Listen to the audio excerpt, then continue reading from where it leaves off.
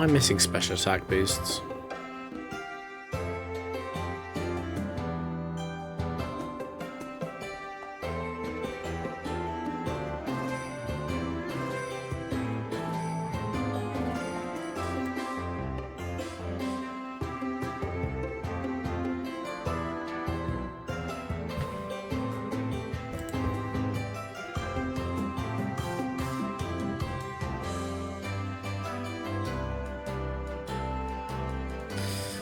It's never.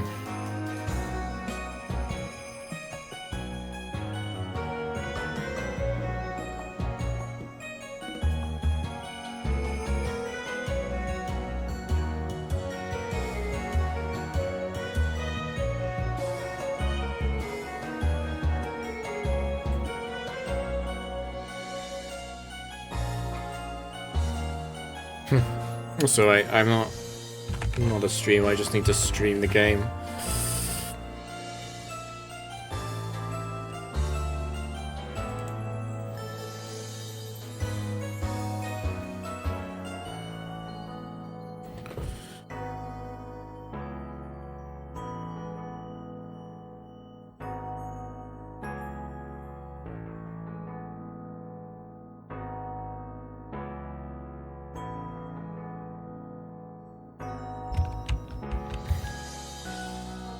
I totally just massively misclicked there.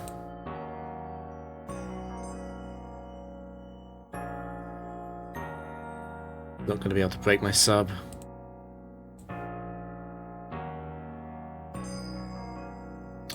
damn it.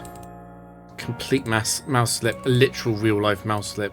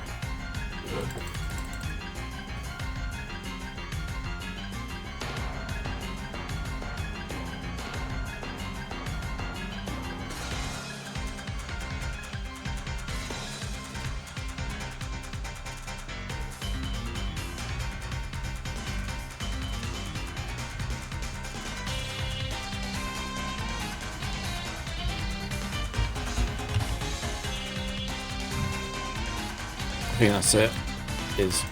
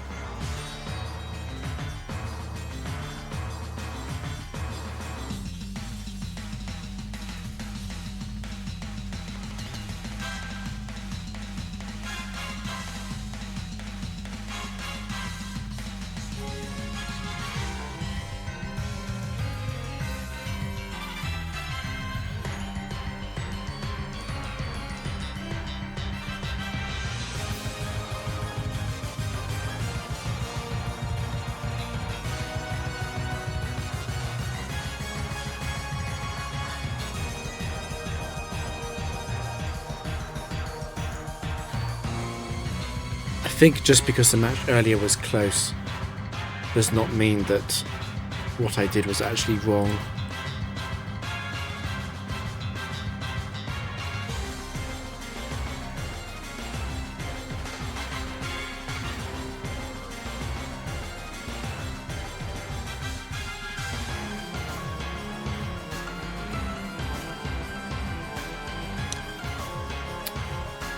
No Carmine again. I'm going to have to go Drapion though.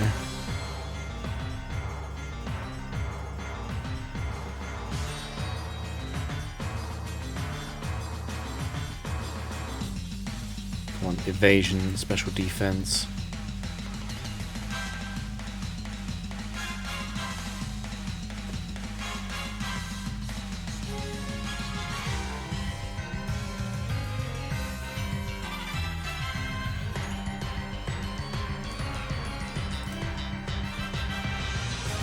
I'm not resetting.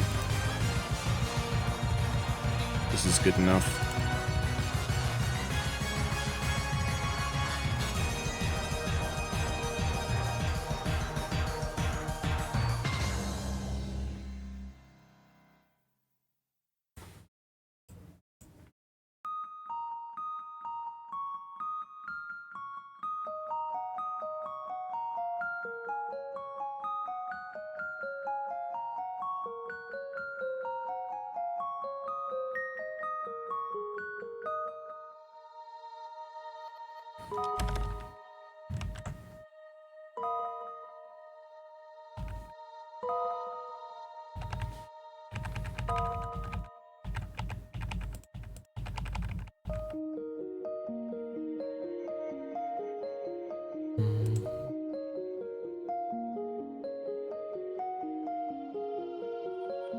backflip. How do I backflip?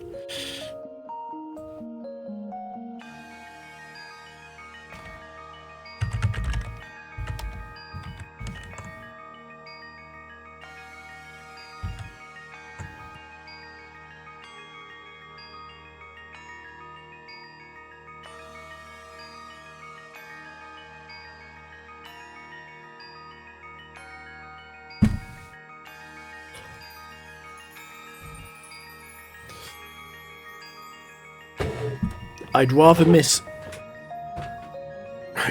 that than miss Memento. Or if I miss both, it would be quite bad, though.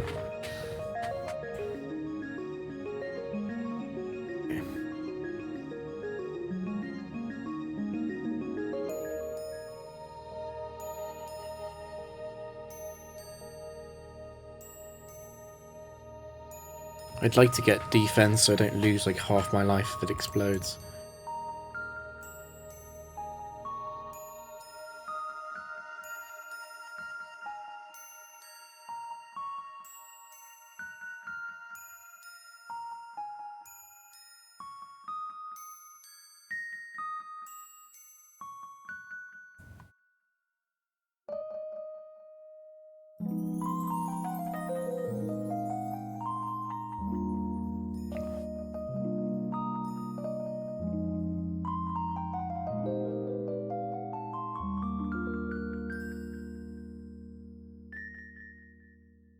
Have you really?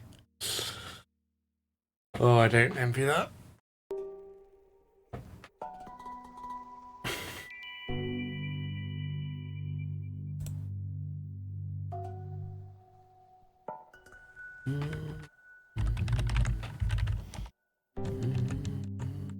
Cool. Cool.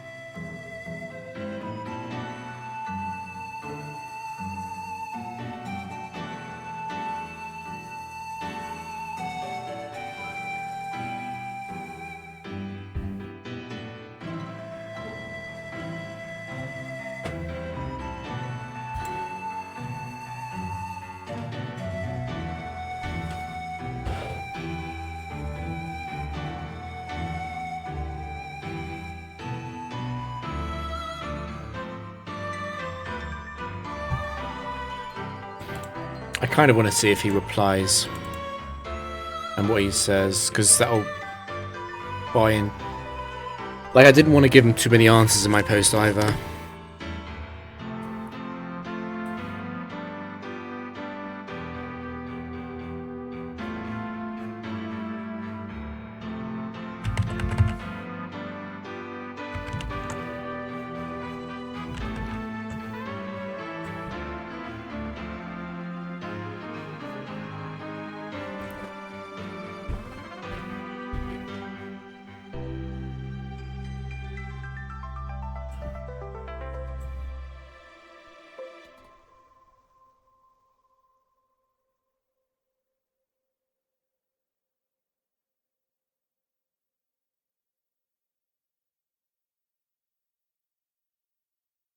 Actually, not sure if he's on the Discord. It doesn't really matter.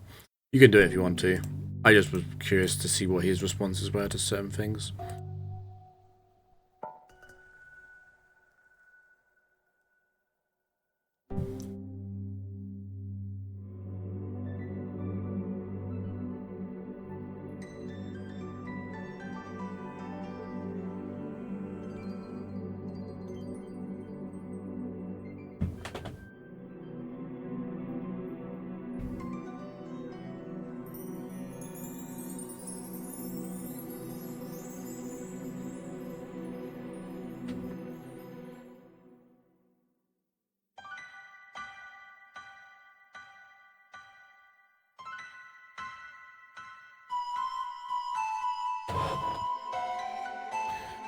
No evasion, no special defense in 10 boosts.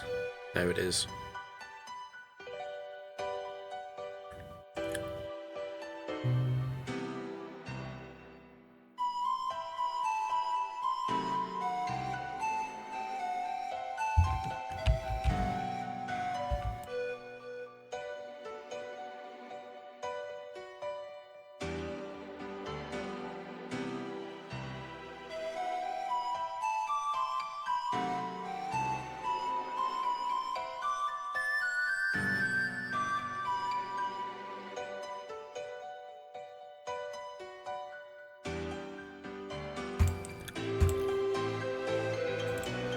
Yeah, Jinx 2 along with everything else that runs.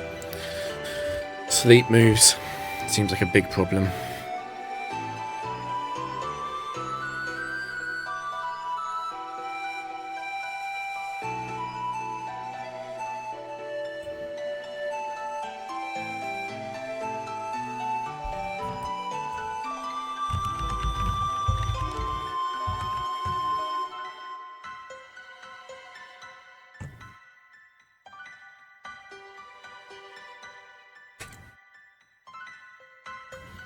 Actually, very, very tempted to switch to Drapion.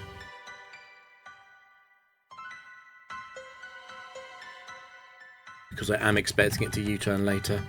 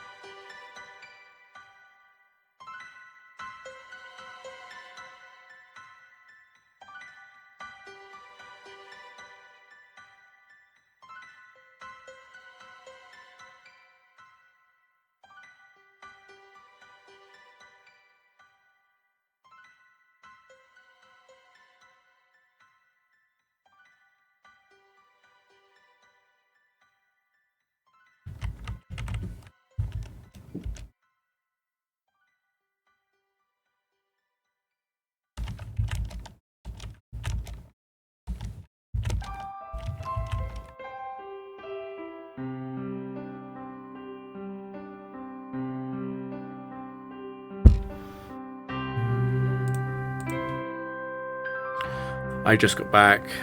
I'm so tired. I don't think there's any way I can get to 2,000 before the new year.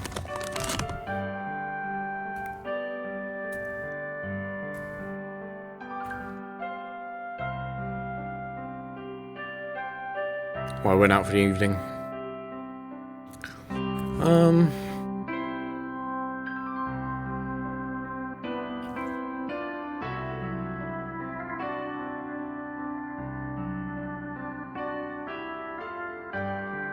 U-turn isn't killing Miss Magius is the thing.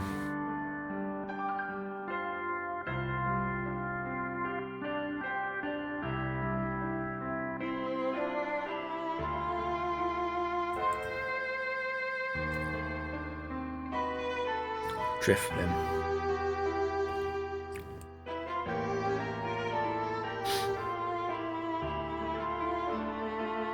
Haircutter.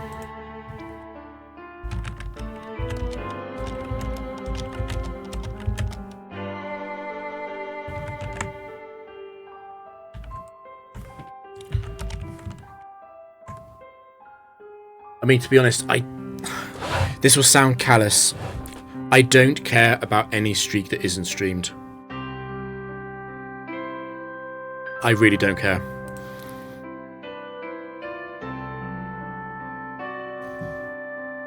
I don't mind going after some of these records, but if it hasn't been live streamed, I really don't care.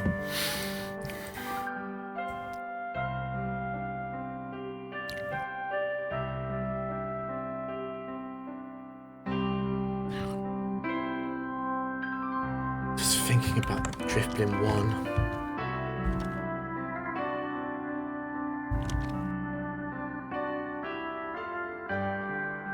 Yeah, of course, it's basically every single streak that exists. But,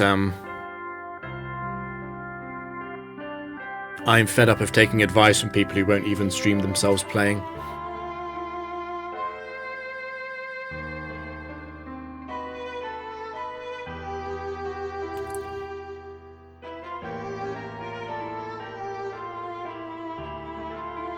really not sure what to do here.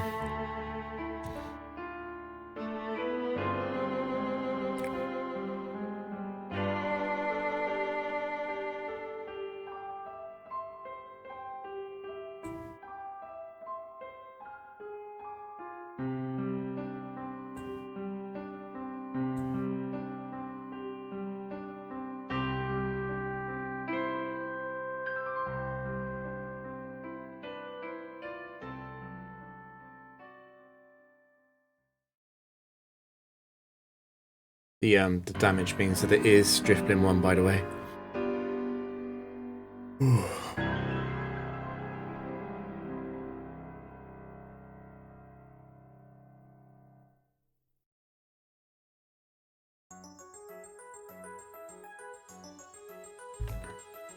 I don't know what the chance of it, of baton passing once it's out of air cutter is.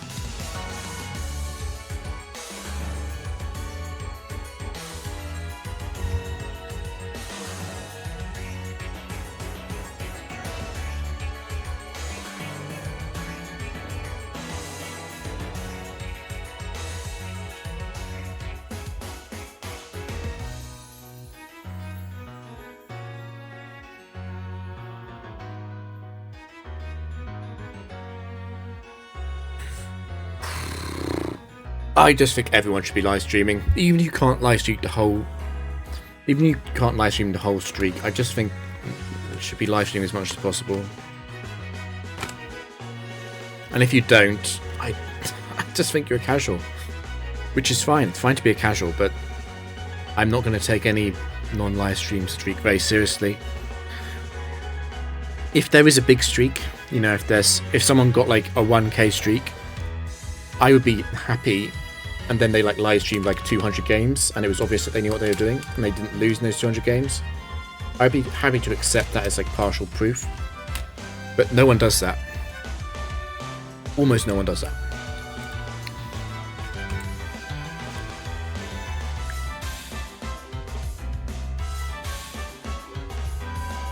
And I know people play on console, but my response to that is you can just not play on console.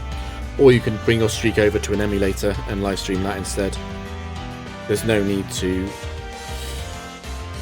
be hampered by the physical environment, particularly for a massive streak.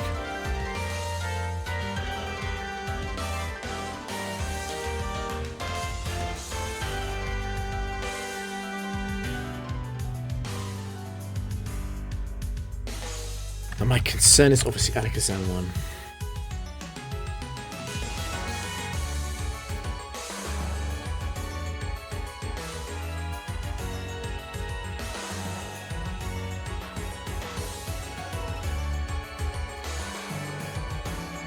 It's 16. Alakazam 4.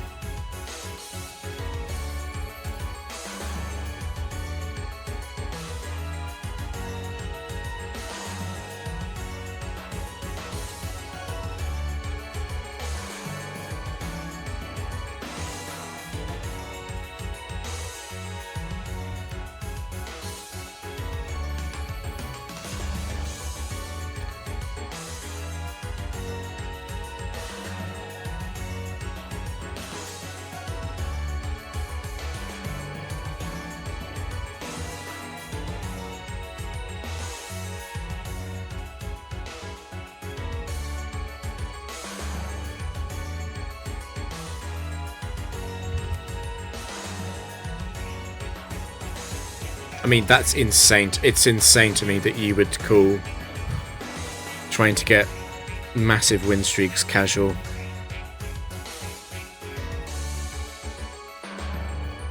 I would consider, I mean, the Machamp suspect test is dramatically easier to get Rex for than this.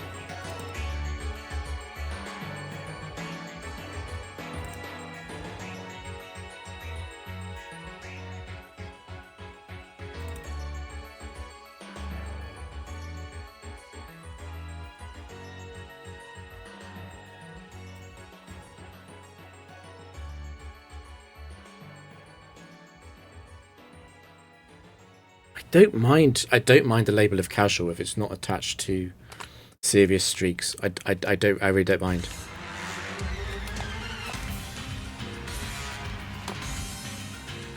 I think almost every single record, though, is not casual by definition.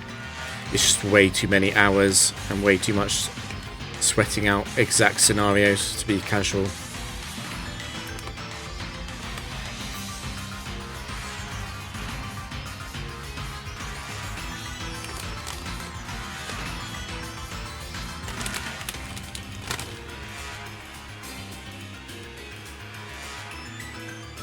I mean, I'll be real. There's one thing. I mean, I think PvP is very easy. Most people are really shit at the game. The thing that confuses me about almost all the records is how people make such horrendous misplays in their losses and in the games that they share, even if they don't understand that they're misplays. And then, in the same breath, that team and that player got like 500 plus wins. And I just don't understand how they weren't punished way earlier than that.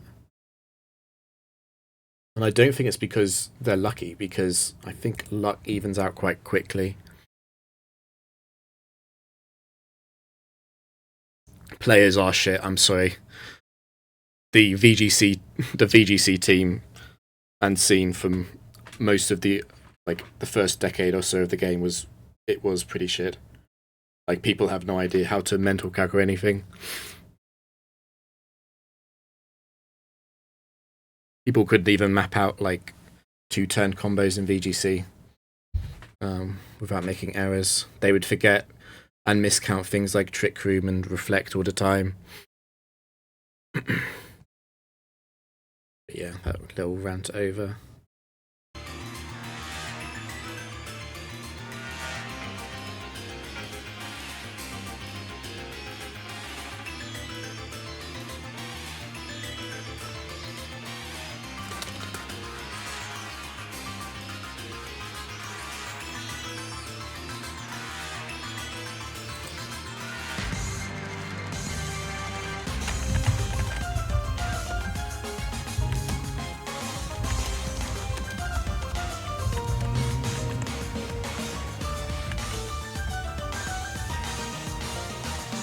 Yeah, and I would personally call poor gameplay not that competitive. It's the same thing as like when a game first gets released, the first like month or two of speedruns are very casual. Yeah, people are trying their best, but it's really casual. Even if they're putting loads of hours, they made so many mistakes. The competitive aspect of that is when things get grinded out, and where the bar to entry is massive. Like, if you wanted to get into VGC in even in 2018, it wasn't hard. It would take like a week if you knew what you were doing. Would you be up to speed enough to actually compete in events? You can't do that anymore in VGC. The level is higher. I would say the same thing for the tower. I don't think you can just play the tower and get 500 wins. I don't think you can even play the tower and just get 200 wins. And if someone thinks they can do that, I would be interested to see it happen live. I'll put it that way.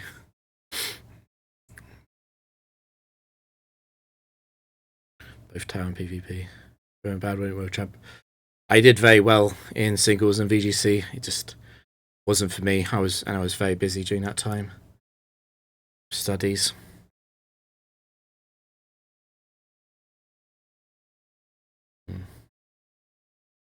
Yeah, it's the same with everything. It's the factory as well. The earlier years, I'm sure people tried a lot and put a lot of time in, but the level was very low. I wouldn't call it that competitive.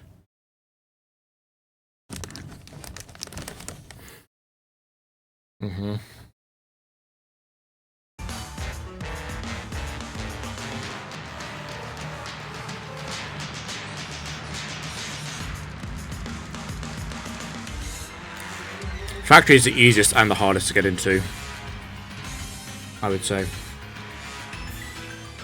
I don't actually even need a memento here.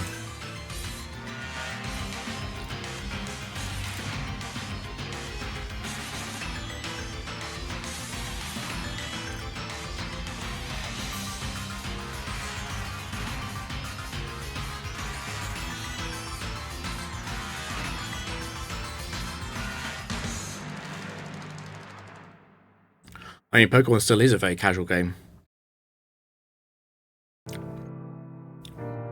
How many people around the world would really unironically say they are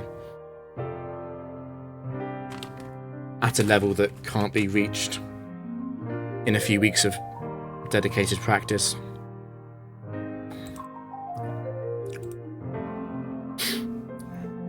Like, the VGC scene is bigger than it was, much bigger. But I think you would be stretching to say it's more than a few hundred players. It's the same with singles, except it's even smaller.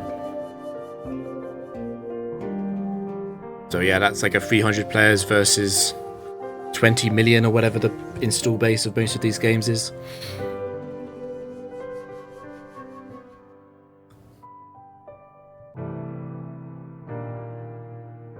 Yeah, I agree, Alfie. I mean, I don't think they'll ever do it. Maybe they will. Just interesting. I've done a bit of development for Pokemon Showdown behind the scenes. And there are things that Nintendo are more closely aligned with certain things going on in Pokemon Showdown than I think people realise. That's what I'll say about that.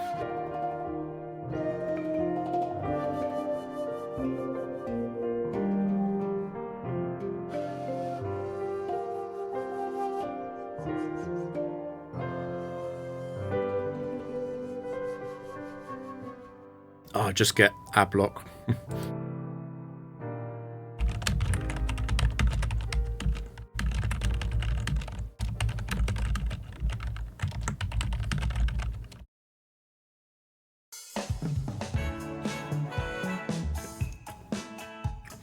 Yeah, uBlock, or what's it called? uBlock Origin or whatever.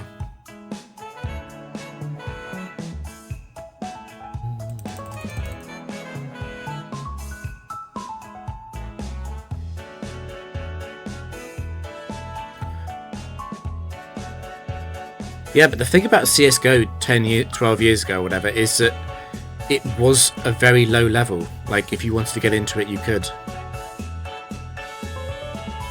It just wasn't that competitive. If people thought they were doing well, it's just because the casual player base was even further behind. It's like that. It's like that with everything, though.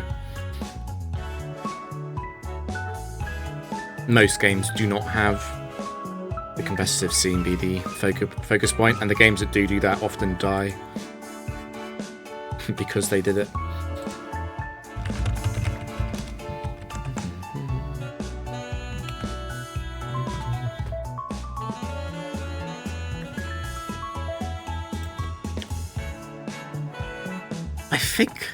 I think you can do Adblock on mobile.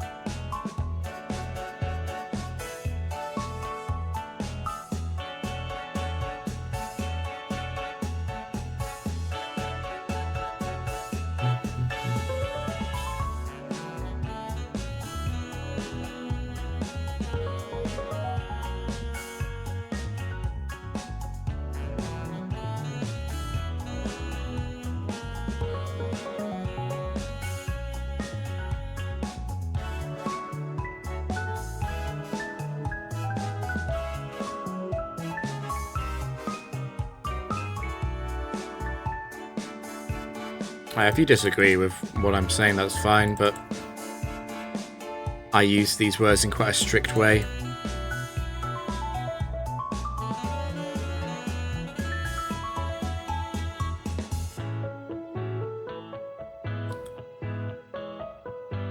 If someone told me that they were a cyclist or something, but also that I could catch up to their level in a few weeks of training, I would say that they are a casual cyclist.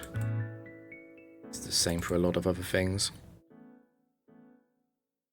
It's the problem, it's the reason why the Battle Factory video is going to be hard to make.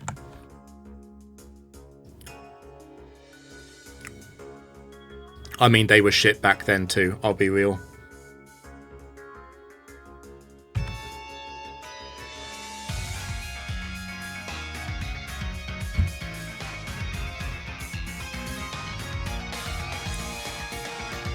Like I have fond memories of playing DPP OU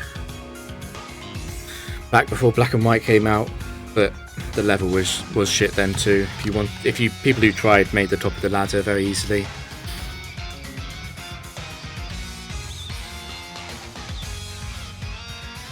The best ever way in the world, because there's luck involved in the game, and because I didn't want to invest the time. It wouldn't be a zero time investment to do that. It's the same as if I said like table tennis was a shit level. Like if I thought the European Table Tennis Championship or something was a shit level, I have no idea if it is or isn't. It doesn't mean that I would win just because I entered it. I'm sure you can understand why your argument is ridiculous.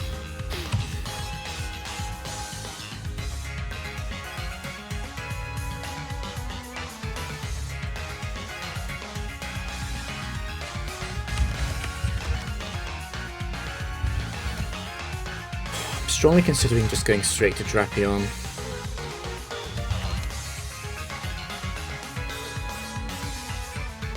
I don't think I mind it.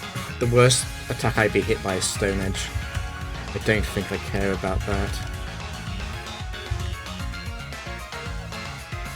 It's either that or I just immediately Memento.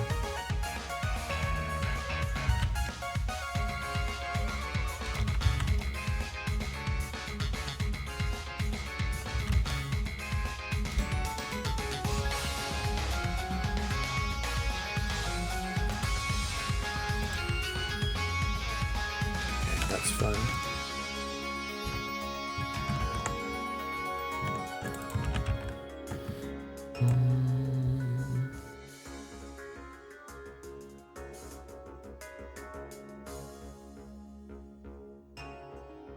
The guyable damage against Latias is going to be so much lower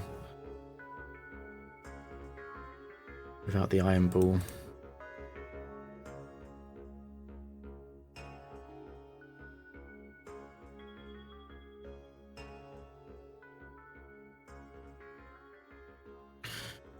Playing this team was already slow. Playing it optimally is going to be very painful, I think.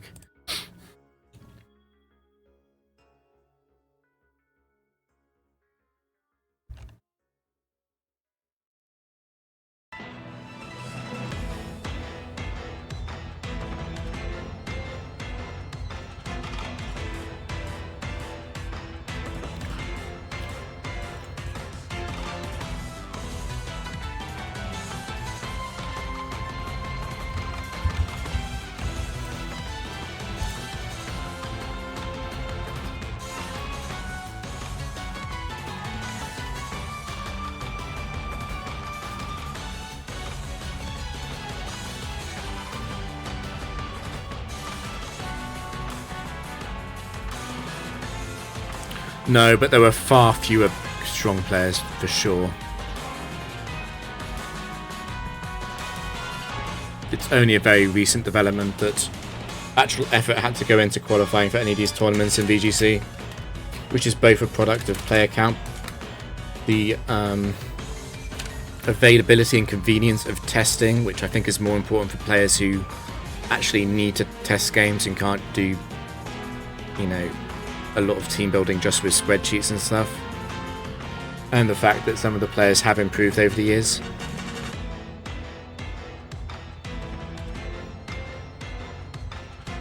Like, when I say it would have been way easier to win the World Championship in 2014 than 2024, I'm not saying that with the hindsight of knowledge of what we knew about the game that we didn't used to know.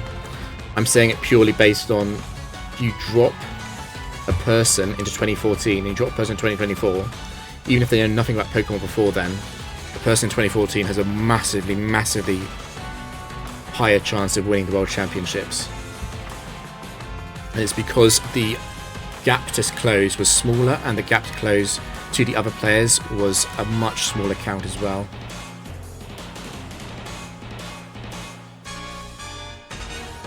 It's not the evolution of any game. I'm sorry. different games definitely progress at different rates. It's just how things go. VGC was not taken very seriously by a very large percentage of the competitive player base, which is probably the fault of the original outgrowth of the single scene, that they didn't actually attest to doubles that quickly. If it had been different, I'm sure we'd have a very different history, but that's just how it went. Doubles was neglected, and it was neglected online too, on battle simulators.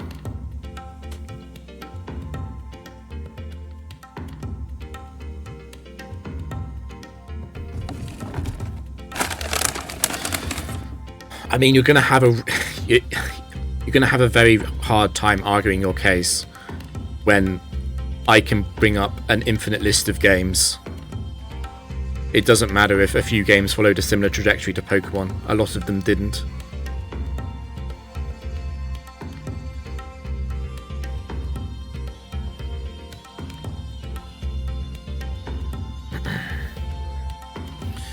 We have finally passed 400 at least.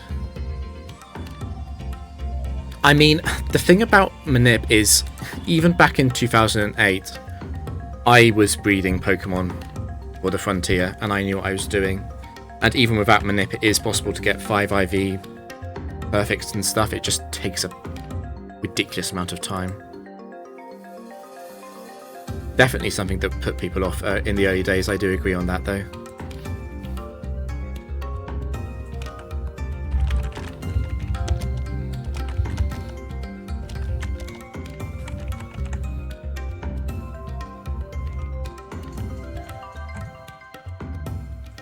I mean, back in 2009, if you wanted to learn how to breed a perfect IV Pokemon, the resources were online to do that. It just would have taken more effort than it does now.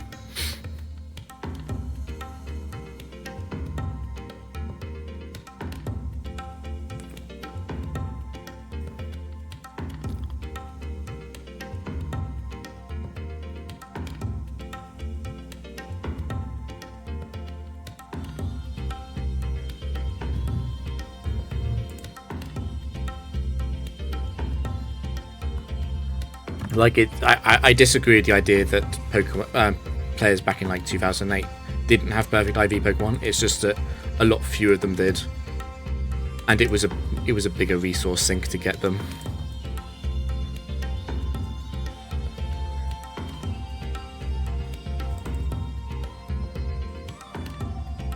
You are out. That's fine though.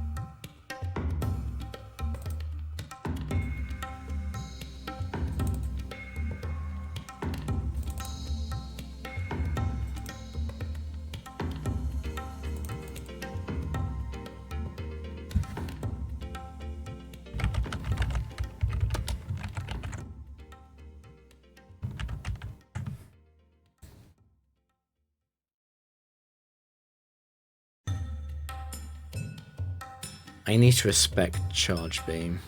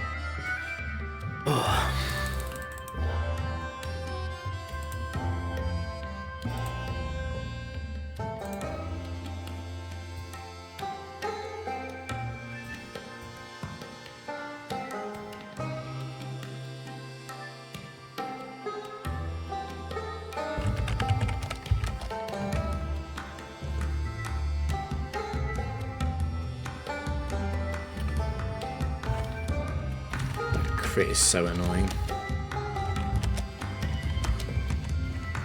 I think I could have got it to Aerial Ace here, but whatever.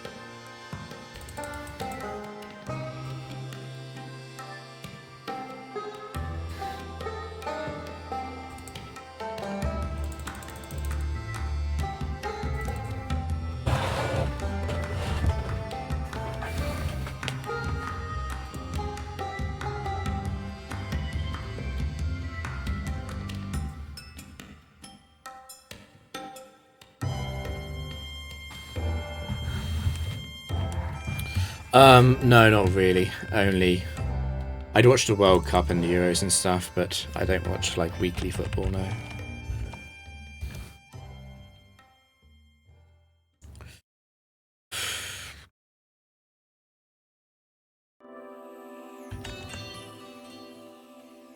Yeah, I know Maradona. Yeah, I think everyone knows Maradona.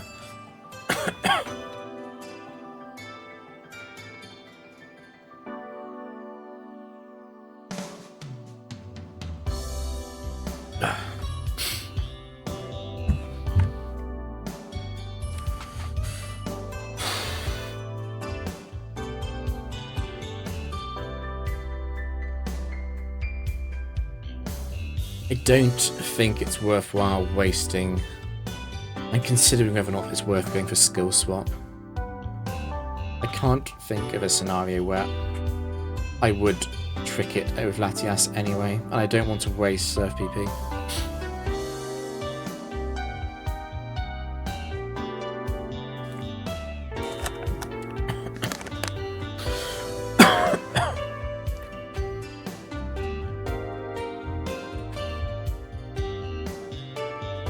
Yeah, Maradona was an unreal talent, I agree.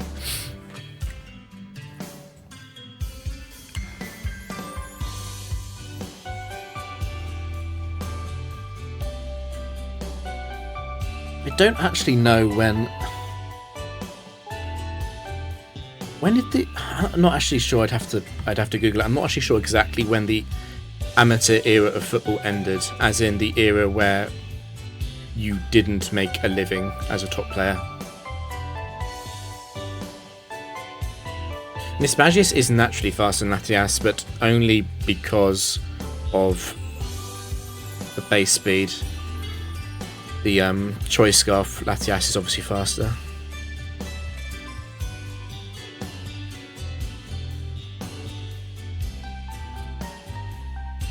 I think the issue with unrealized talent is the fact that a part of talent is the player's natural inclination to do things like work hard. Like, I feel like actually being able to work hard is part of the talent. But yeah, in terms of the raw hand-eye skill, Maradona was exceptional.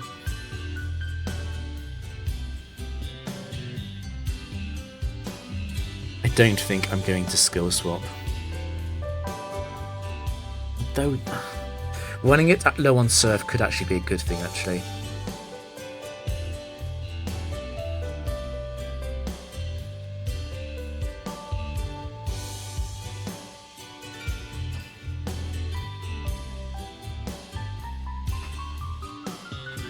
No, I think the ability to work tirelessly and not get complacent because you win a few times, I think that's part of what makes up someone being able to be a great player.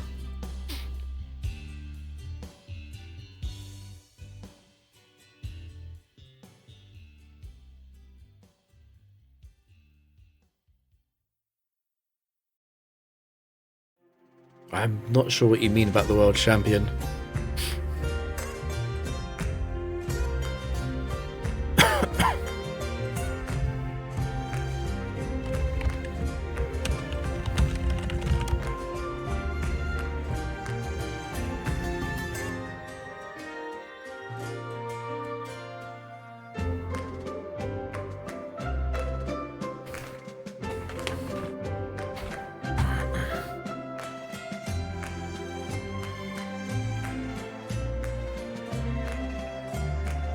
Well, I'm really not sure about this decision. It doesn't really matter that much. It's all coming down to the freeze anyway.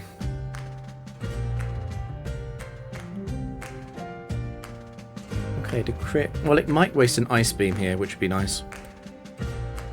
That was another reason to skill swap.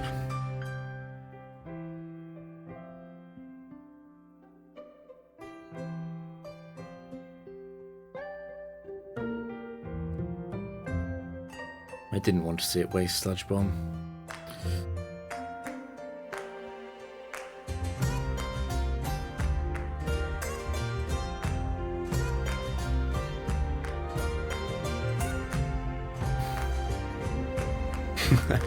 I think it's very unlikely I'd have been world champion in 2008, given that I wasn't old enough to compete at all then.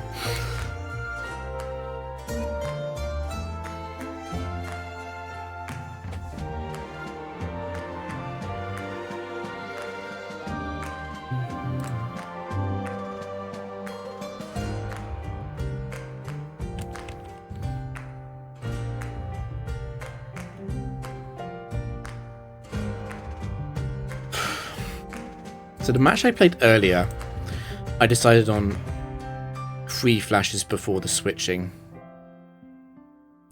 which I do think that's a decent plan, really,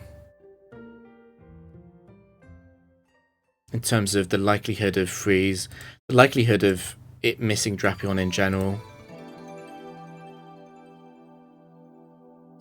There is an argument to be made for 2. Because that lines up a bit better with the PP stalling on Earth Power.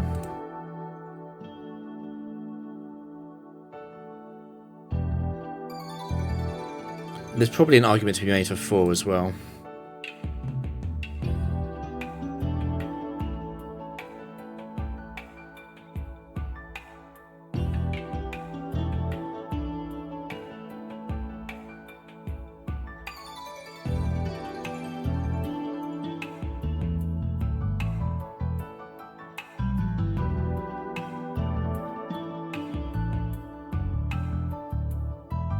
I mean, here's a question. I'm not saying there's a right or wrong answer to this.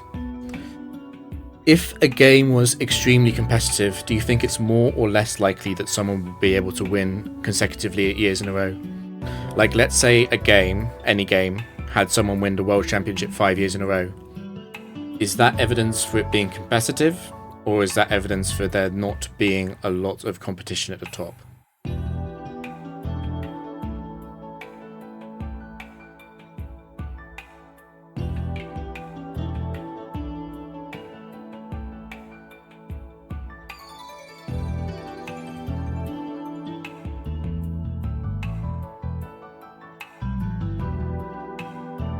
I don't know.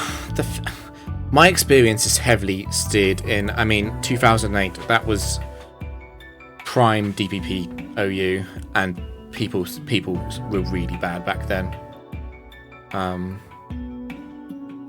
Like, people knew how to mental calc, it was the most commonly thing done. particularly under time conditions, and most people are shit at it, in my opinion.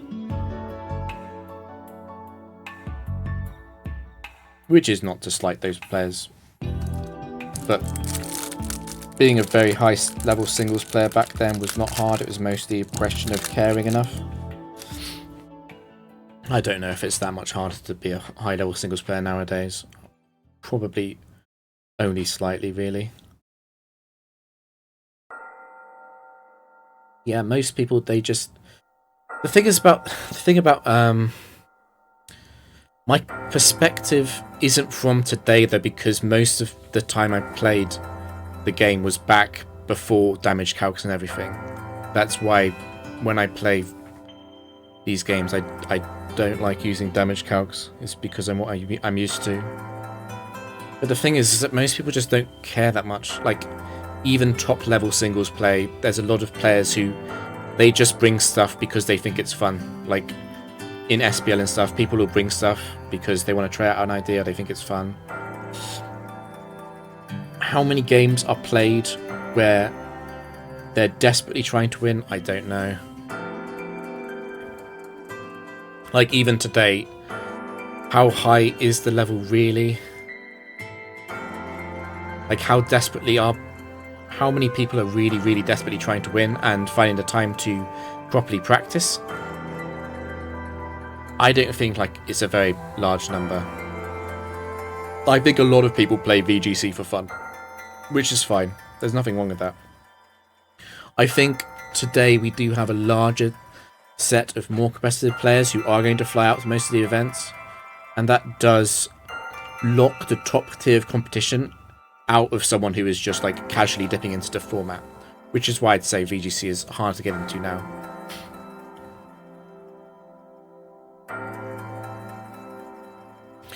Well, that's why this is the thing. This is the reason why I'm sure you're the same. This is the reason why I want people to stream, is because I'm not sure. What I will say is that the level of most players is very, very low in the facilities. And the level reached even by people getting like long streaks based on their losses and what they decide on their losses and the actions they take there, it really doesn't seem that high either. I would say there's a very big gap between that and the level someone could achieve, even playing right now, not being that much better, but just being more consistent and more sort of aware of the game.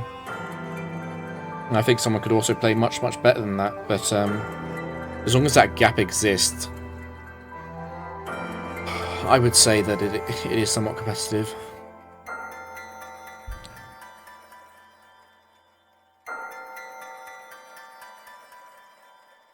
I think you have a different definition of the word competitive, which is fine.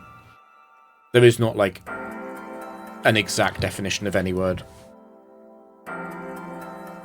My idea of competitive is just how big is the gap between the people at the top and like a random player or a new player.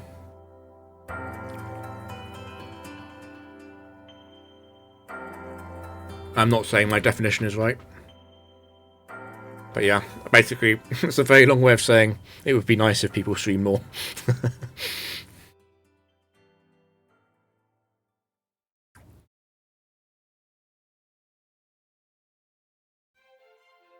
And also the I'm not saying those. There's a classic question of, it's like, if food tastes shit, can you say it tastes shit even if you're not a chef? If that makes sense. So, I'm not a very good golf player, but if I see a pro make a mistake, can I call it shit? I don't know. Maybe only golf players should be able to call it shit. Like, I understand that point of view. In which case, it's up to people who actually play VGC a lot to say that. And it's also probably up to people who play Frontier stuff a lot to say that. And if someone says that they play... I mean, a lot of players... Most of the players in the Frontier Discord are casual, I agree.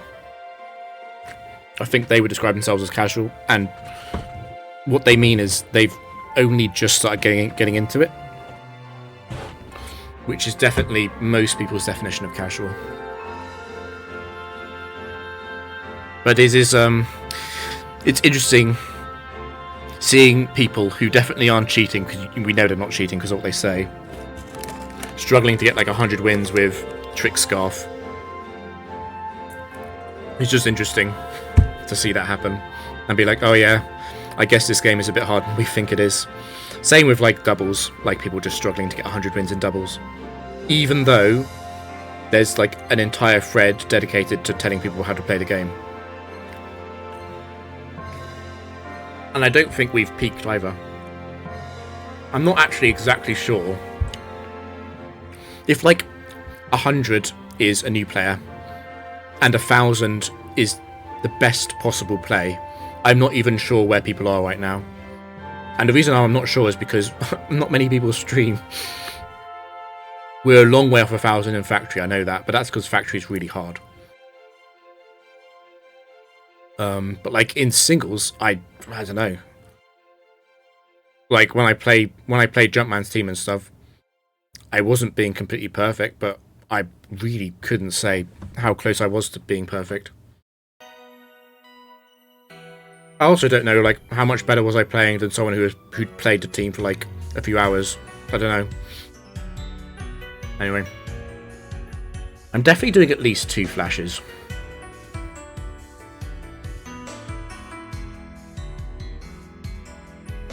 I feel like copying my own homework and doing 3 as well.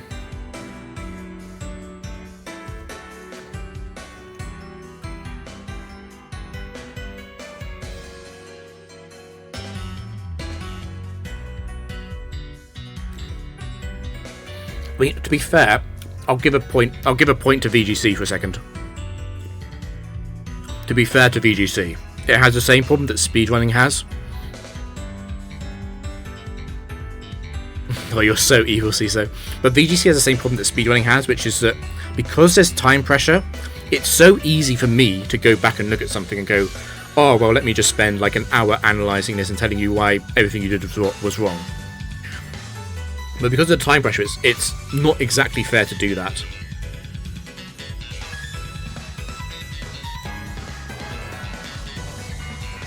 Whereas, the thing about the Frontier is you do have infinite time. Like, if I wanted to, I could spend 5 hours in this battle. I'm not going to, but I could do that.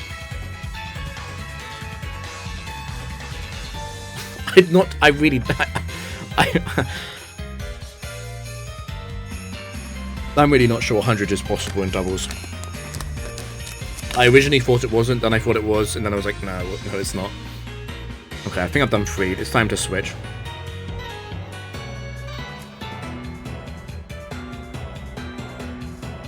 Fuck. Well, I have to fall out later then.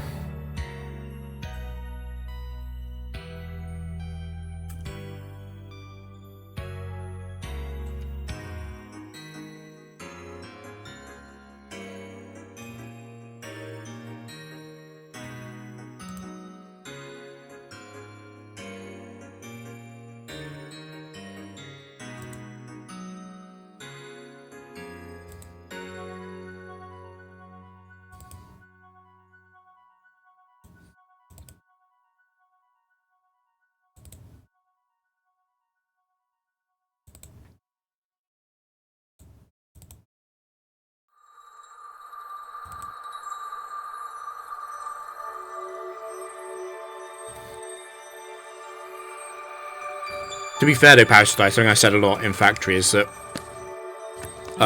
spending time can make the play worse. Like, the play that you want to do with about 60 seconds of thinking time might be a lot better than the play you want to do with about 10 minutes of thinking time. I've seen this happen to a lot of Factory players on stream, where they talk themselves out of the more obvious, stronger play because they get in their own head about wanting to play around a particular set or do something that seems clever, and forgetting that it's like, oh, but if you just attack, you've got like a 6% chance to win via crit. So I think going slowly can also be a trap. Knowing how to properly use your time and evaluate something when you're going slowly is a skill. It sounds weird, but I would say it's a skill.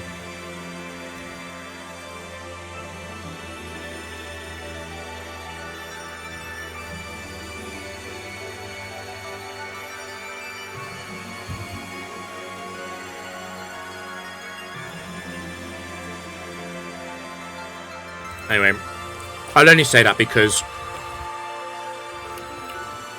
it's not that I necessarily think I do it, but it's wrong to like. It's not wrong. It's like, but it's a bit unfair to go back and watch like a Worcester stream and be like, oh, you didn't play perfectly here, because the response is going to be, well, obviously he didn't play perfectly. He's speedrunning.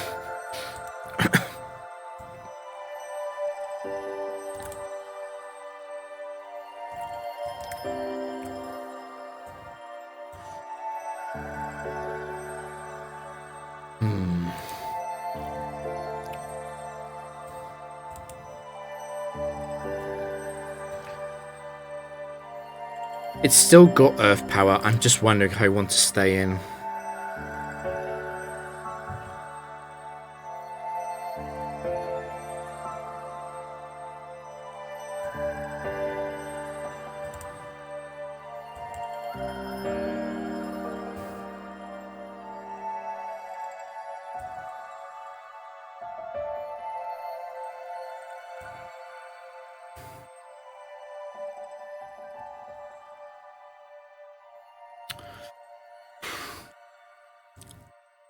I've got a really bad feeling about this game, by the way. It's also going to be really cursed if my loss is going to have this massive rant about VGC in the middle of it. I kind of extra don't want to lose because of that.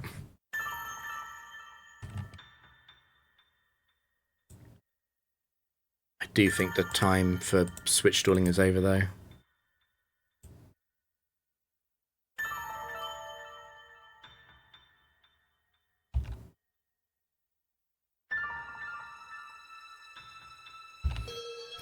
I really hope I don't know.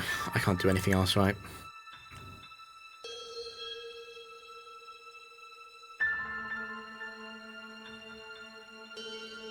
I can trick it. I don't think that achieves anything. If I get really low in life, perhaps I switch and I trick and try and get it into Sludge Bomb, and then maybe Drapion gets a bit more time. I think that's what I do. I try and unfall now.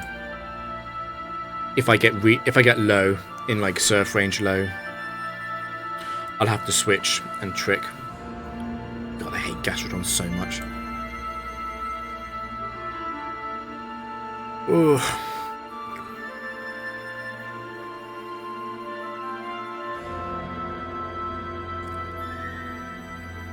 Thank God. Not completely out of it yet.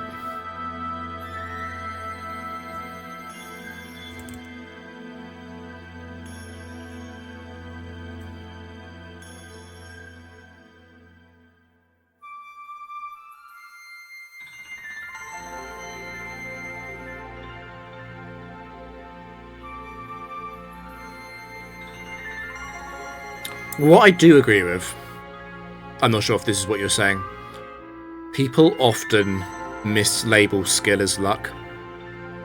Like if you put yourself in a position to be lucky, and that pays off a lot, it's not luck. It's a bit like in Gen 1. I'm not sure if you know about Gen 1 OU, but in Gen 1, some of the best players, they'll find ways to sneak in a few more ice moves because freeze is so devastating. And you could say that's luck, but you could also say it's actually its skill that they're using it to fish for more turns. And the best VGC players, definitely in the last few years, are similar, where it's like they give themselves more opportunities to be lucky. It's like, oh yeah, they went for the crit there, but it's like, and they were rewarded for it. But it's like, yeah, but they went for the crit. It was the correct decision. And you have that similar thing, and it's a common skill in Pokemon, but people often mistakes luck as skill. Although, and this isn't aimed at Ray Rizzo or anyone in VGC really, you can also get really lucky in like one tournament.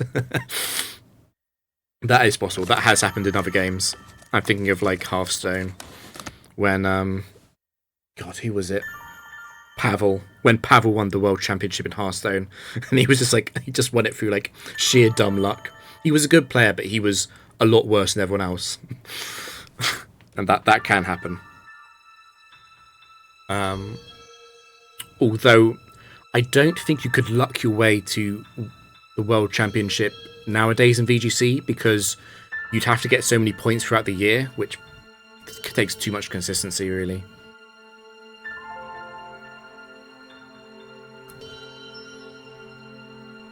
I hate how... I'm not out of it yet. I hate how close this game was, though.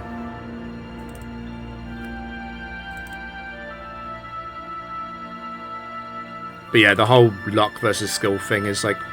It's funny because that's exactly what's going on in DPP now with Machamp.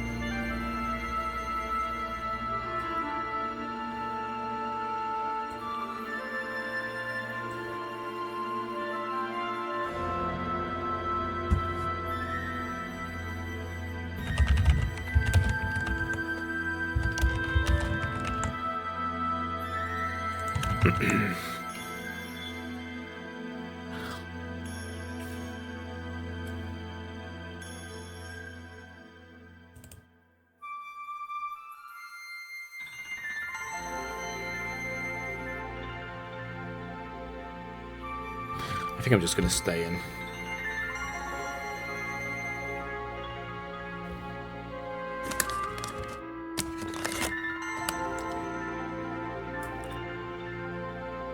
But yeah, to talk back to the doubles post you were talking about, the doubles team you're playing today. I think I said to you, I think I said it to you earlier. I'm like, I believe that team can get 300 wins. But in terms of like whether or not it was cheated, I would like the poster to answer some of the questions and concerns directly to convince me that he's played the game. Because there are some quite clear answers, I think. And I think the big one, I think you're right. I can't remember if I said it in my post. You've got to be willing to hurt Swinub with the spread moves. Otherwise, you're just going to be in so much trouble. And it's not intuitively obvious to do that. And if he comes back and says, oh, you know, I try not to hurt Swinub, it would be weird. To be honest, the whole team's just weird, though. I don't understand how you can play that much of a team and not see the obvious problems. Like, it's especially in doubles, it's like pretty obvious. It's like, if you're never clicking a move, you notice that in doubles.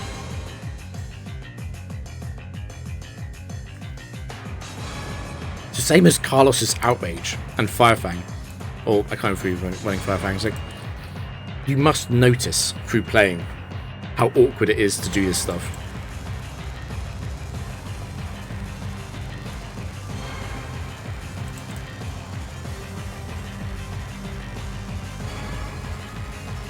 This is definitely the slowest streak ever.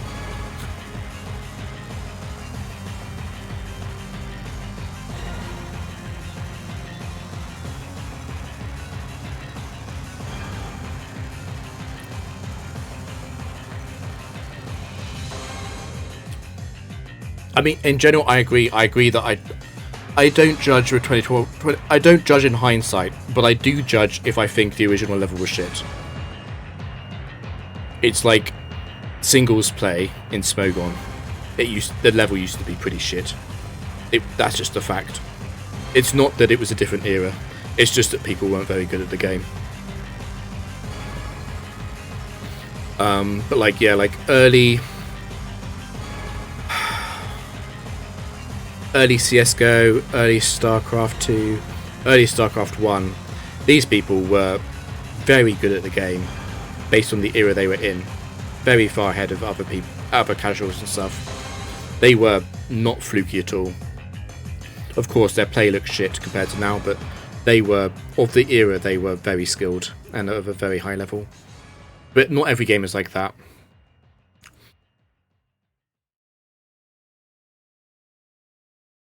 I don't know.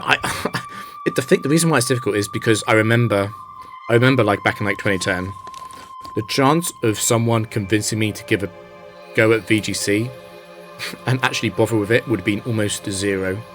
I would have just said doubles is shit. That's like literally what I would have said. I don't think I was right when I said that, but that's what I would have said. And I think most of Smogon would have said the same thing. Which is why the top competitive scene was a bit strange in terms of it was made up of like bits and pieces.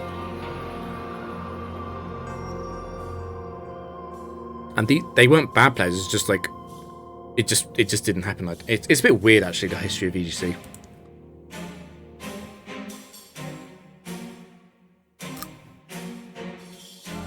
Well, it's not the Cherry Berry set, so I'm happy to Memento.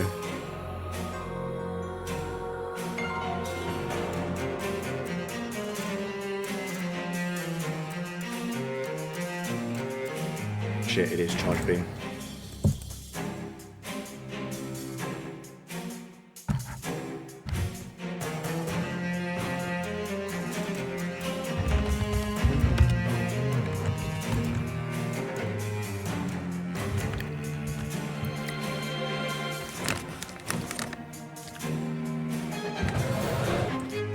I don't know, I would like to see high-level doubles in the Frontier be played and streamed.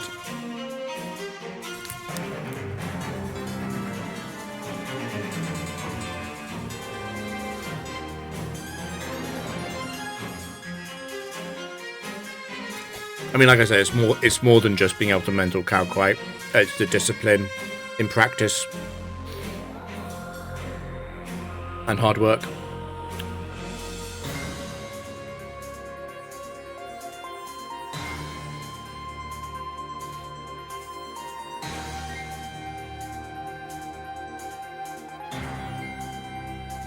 It's a second boost.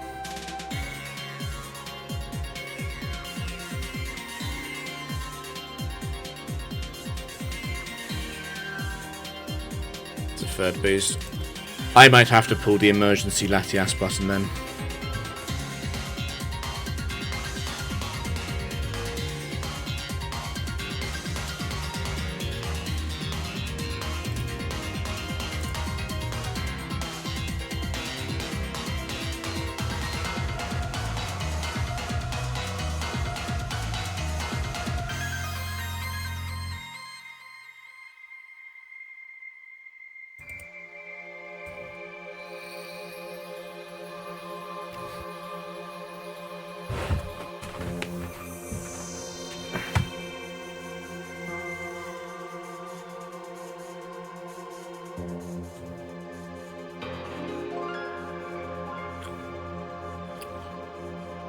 Oh, I'm not sure what to do.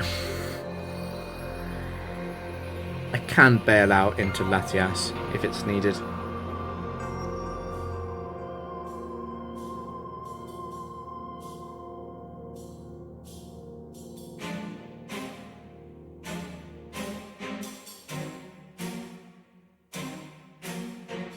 It's another boost. I do get to sub after this one though. Yeah.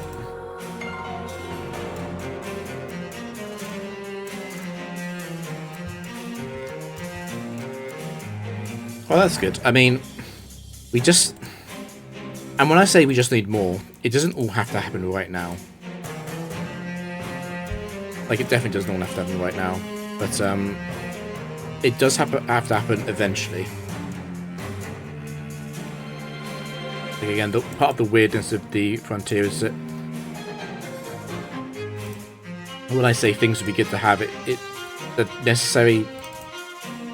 part of having them right now isn't that high.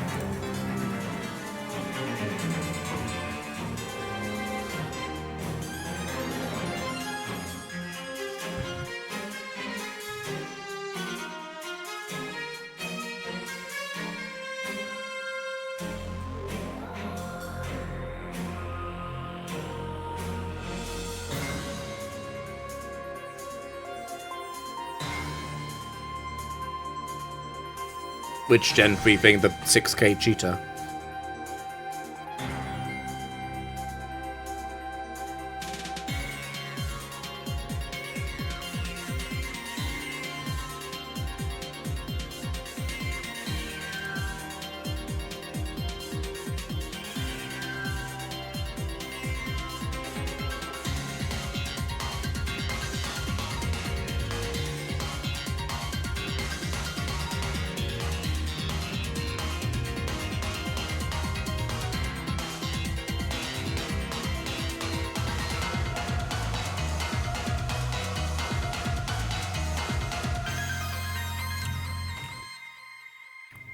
Oh, you're talking about when the old Fred leader didn't believe you?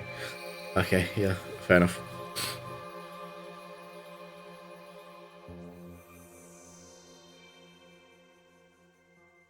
Oh, sorry. I thought you were talking about the 6k streak.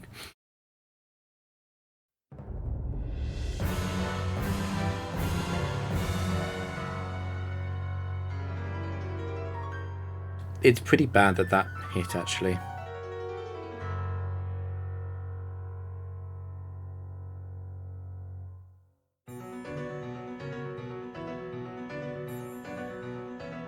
I'm going to have to gamble on it hitting a Hyper Beam.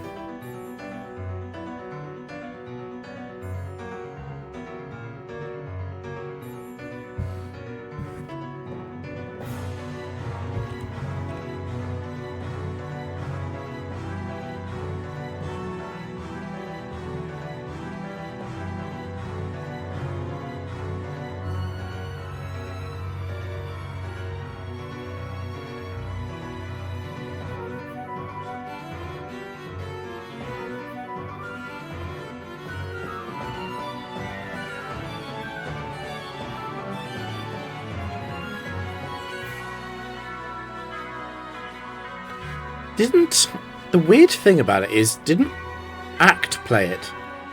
Not the same team. I know it's not the same team. Didn't he play a really, really similar team? Am I making that up? If I'm making that up, let me know. Okay, well, special defense makes the whole match a lot easier.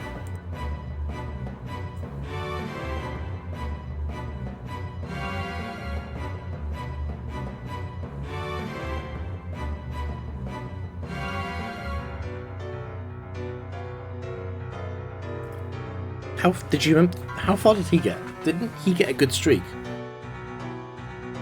I know he doesn't. I know he just messes around. But I swear he got hundreds of wins and thought it was quite good.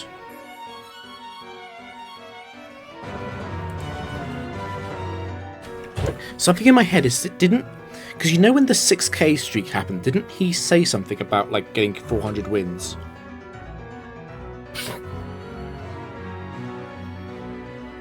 Anyway, the whole thing is just weird as fuck in Gen 3 doubles.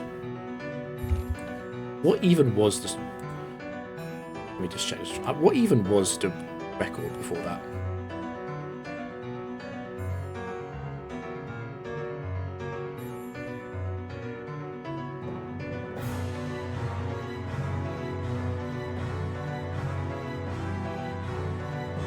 Oh, it was a double Latias team.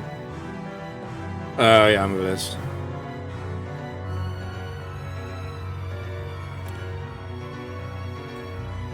But is it this guy, the cheater from the other gen?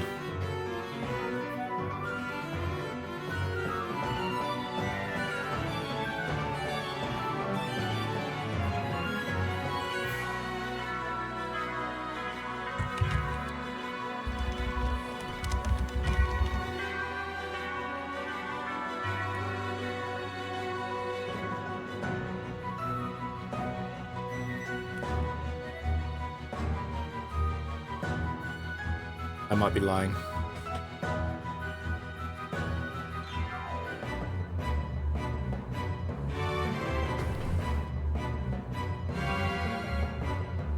Oh yeah, that's... Yeah. What's funny about that is I think the 800 might be cheated.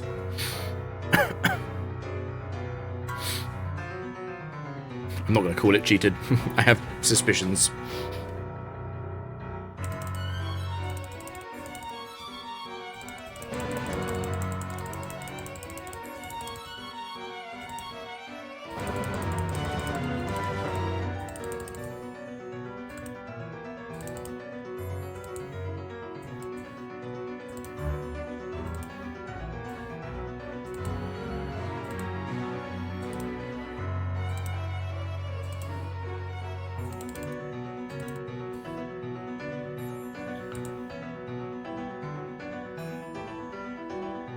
Yeah, well... There is an extremely suspicious streak in Gen 3, by the way.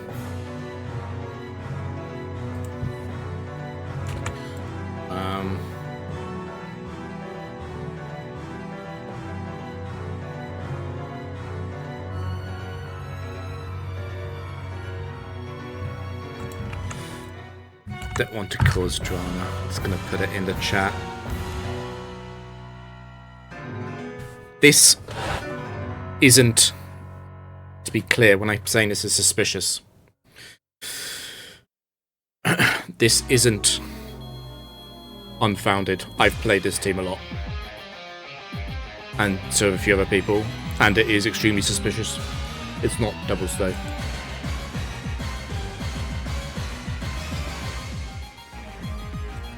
It's probably the most suspicious streak in Gen 3 that's on the leaderboard.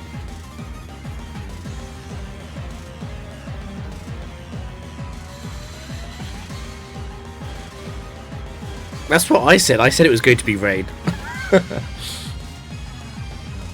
Right, let me see what the Pokemon are.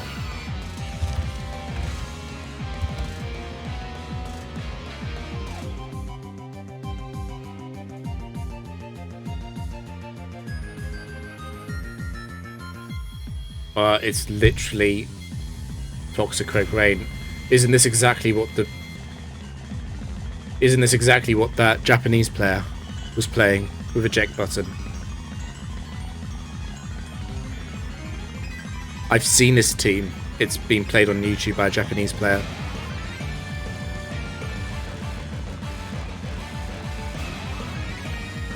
Maybe the Japanese player is him.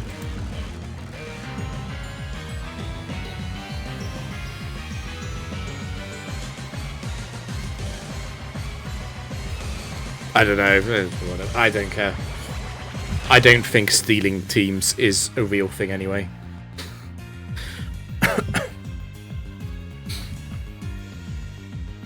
So he said he played... Did he play this team without any resources? Is that what he said? He played it on a train. I don't think stealing teams is a real thing to care about.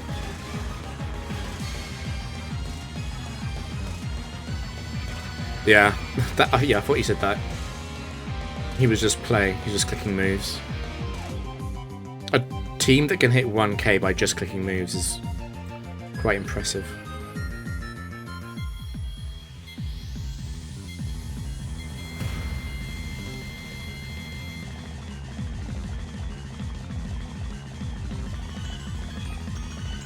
I feel like I've seen this exact team on a Japanese YouTube channel. But it's possible that the Japanese guy copied him, to be fair. Anyway, let's continue the slowest round ever. Fucking hell.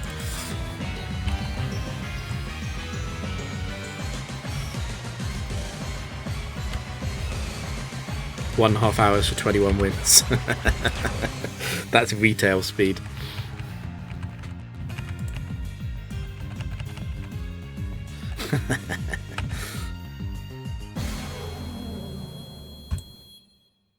Mind you, totally worth it to not lose to Gastrodon or Ampharos or Suicune.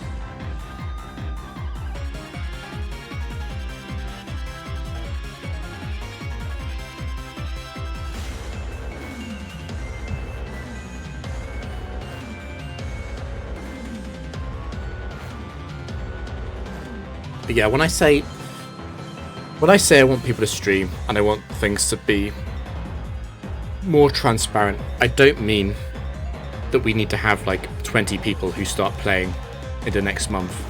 I just mean over the coming years, whoever randomly plays the game, I would like them to stream as much as possible, even if it's just a shit team that can't get 100 wins, because it's important to lay out what the game actually looks like for newer people and for people like me who have forgotten what it feels like to not know the sets.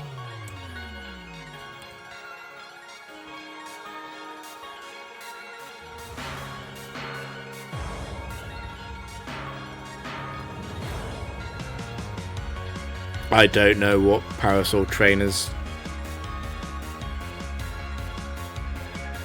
do in Subway.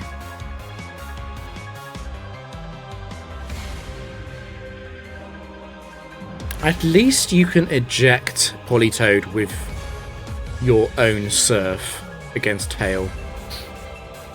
Although if Hail is up, you do not have Swift Swim.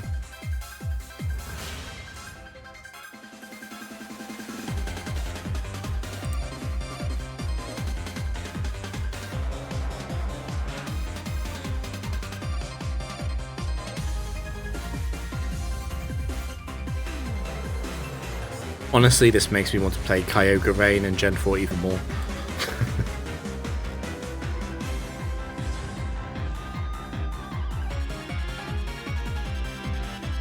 Yeah. That was my first reaction as well. That's what the, the Japanese guy was talking about on YouTube. That's what he lost to. He got to 400 and something, and he lost to an Ice Trainer. Actually, it might not even be 400, it might be 300 and something.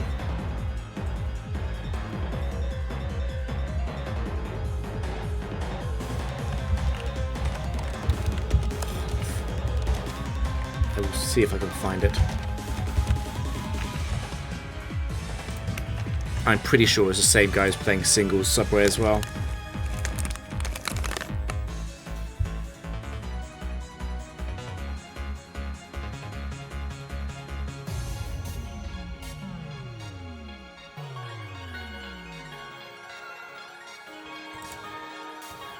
Oops.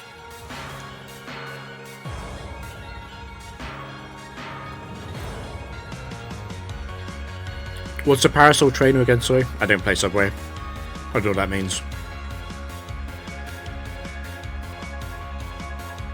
Is Parasol Oko?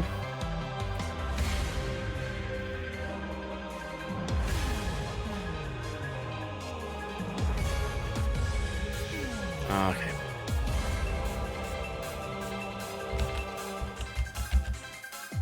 Got it, got it.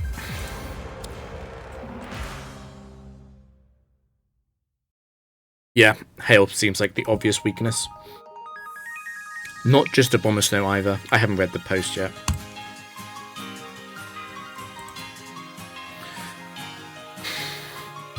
I really don't want to think about these old records, and they're not, I suppose they're not even old anymore.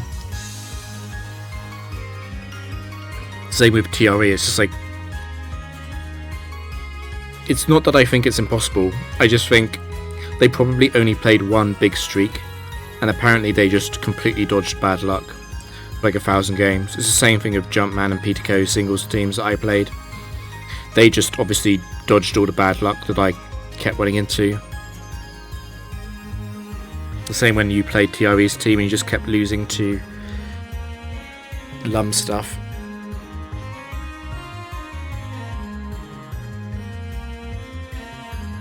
Or Bronzong just fainting in general.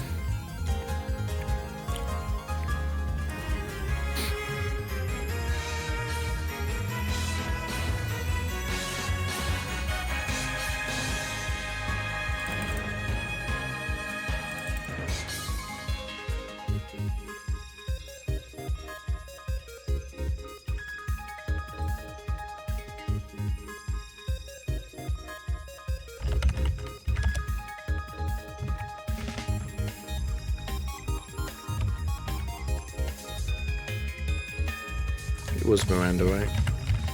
Yeah.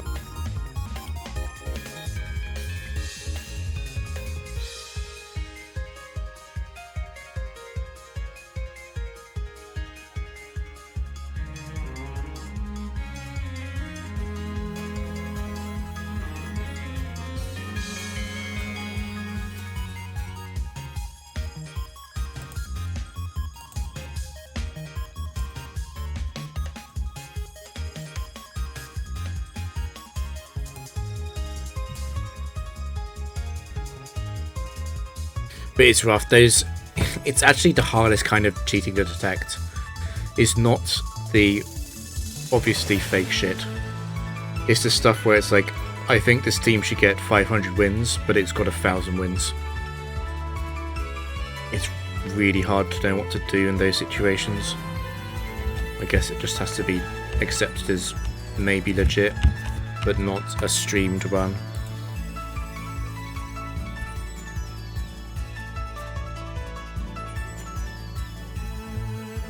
Like it's not just doubles, I'm thinking out loud about like Jumpman's record and stuff, where Jumpman tried once and got 2.5k. And Peter Code tried like twice and got 2.3k.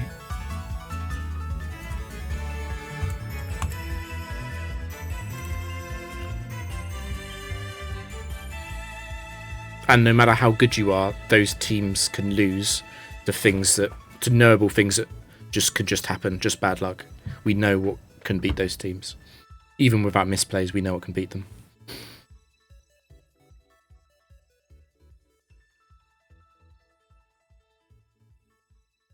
I think it's a cool rain team, but it is just a rain team. It is a cool one though.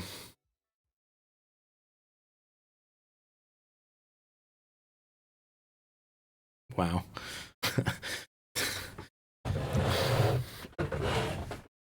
I really haven't played that much this week.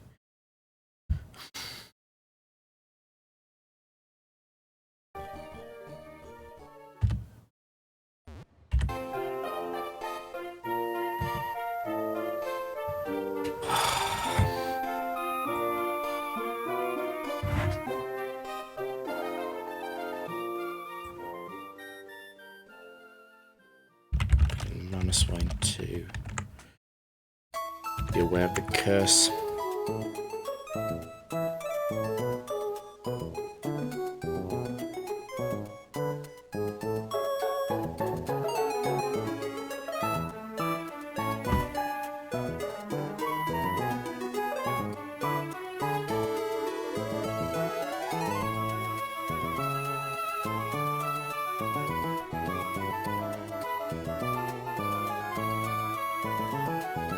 I'm worried about, because what I want to do here is switch to Drapion and then switch to Latias. I'm worried about the Avalanche crit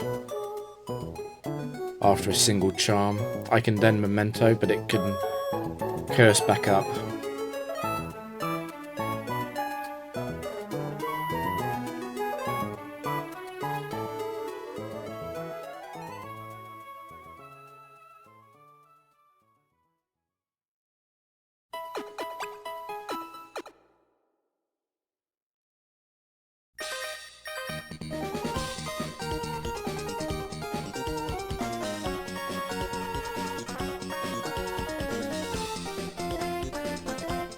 Yeah, that's basically the problem. You're exactly right. To be honest, you could probably claim like 1.6k. Not just 1k. You could probably claim like 1.6k, it'd be very difficult to disprove it. In fact, I'm not saying you played it badly, but if played as perfectly as possibly could be, it might be possible to actually legitimately prove that it could get 1.6k.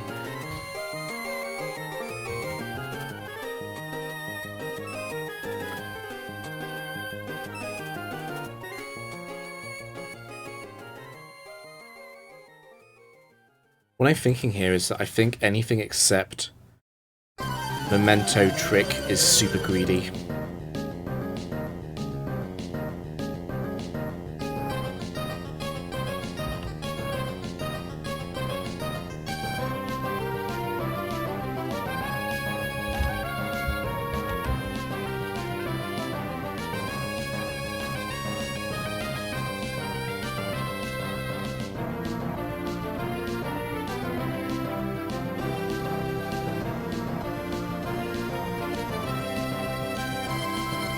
Problem is that it's so easy to hack. It's so easy to change the console.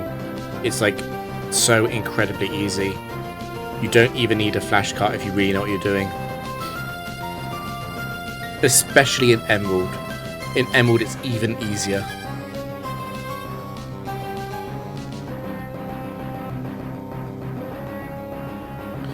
Having said that, screenshots is better than no screenshots.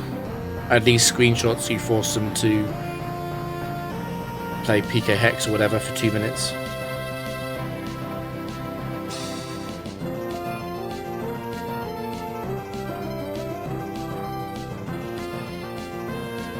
Yeah, you can ace it in Platinum as well.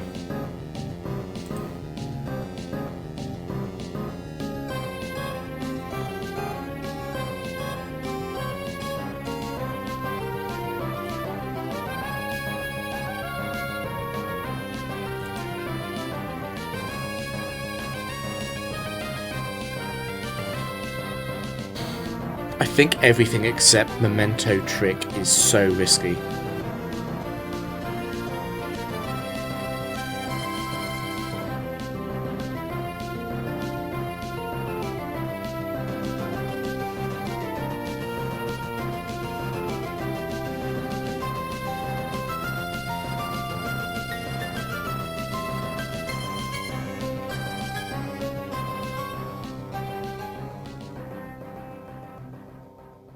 The problem is that the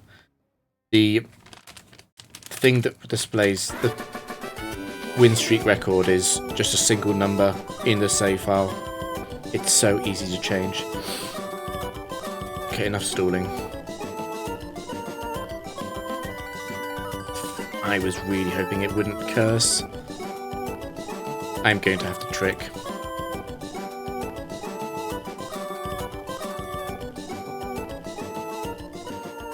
Trick and a single charm.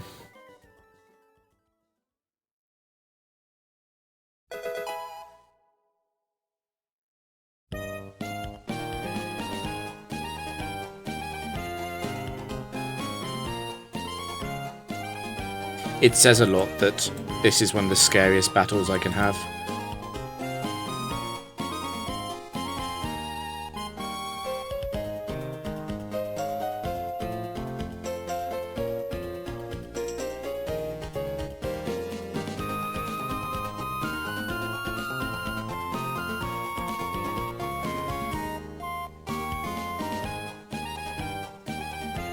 Crobat 2 isn't winning ever.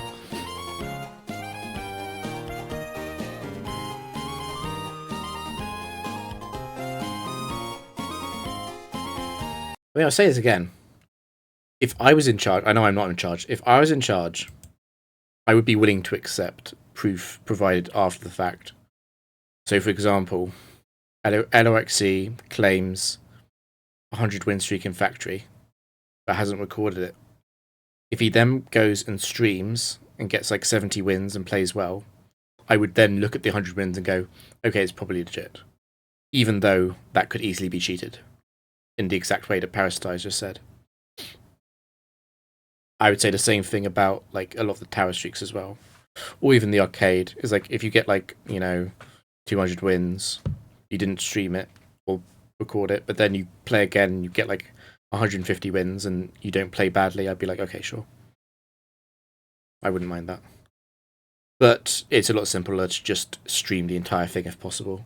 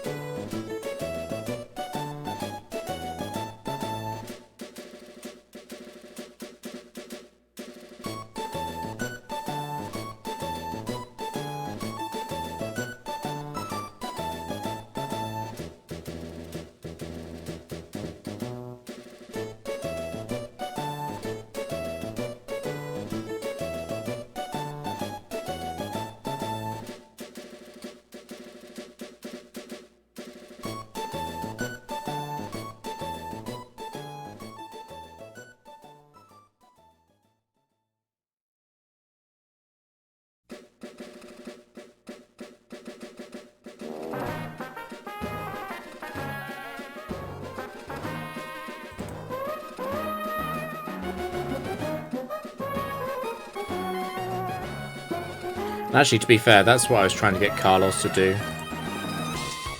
When I wanted him to provide a bit more proof, I was just like, just wanted him to stream the team a bit and get more than like 70 wins, which he didn't do.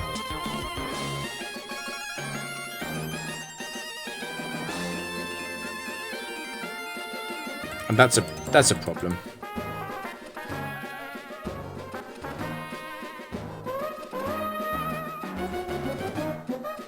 And the bigger the claim is, the bigger the problem is. So like if you've got like a win streak of like 1,000, and I ask you to stream the team, and you go like 200 and then you lose, and then you play like another 100 games, it's like, I don't think you've proven very much at that point. And it's rough because the bigger the streak is, the more proof you have to do after the fact, but a big part of the proof is, are you a good enough, consistent enough player to get this? And a lot of the time, the answer seems to be no. Like, that's the problem that Carlos and Aitor have both had. Was that even if their teams could maybe do some of the records, they couldn't. It was so obvious when they streamed it.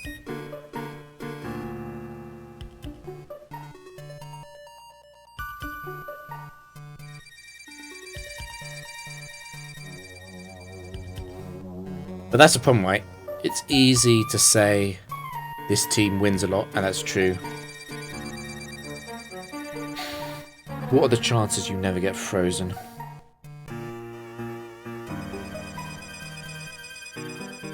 It's not easy for a human to estimate that.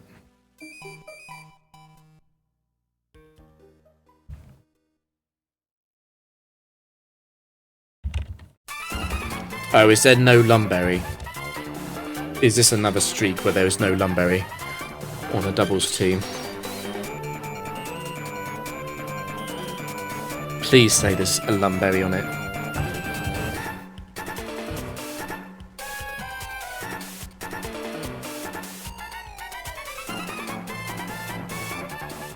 There is no Lum. It's a 1,000 win team with no Lum. That is... But again, I know you know this. I'm just saying this for anyone else. The reason why freeze is so shit is not because it permanently prevents a Pokemon from attacking. It's because in doubles, if one of your Pokemon is frozen, you'd rather it be dead because it will take up a turn to switch it out. It's so shit to be frozen in doubles. It's so shit. You'd rather be OHKO'd most of the time. Like a freeze, one freeze can be game ending. You can lose because of one freeze, and of course a double freeze. Well, that's a lot worse for obvious reasons.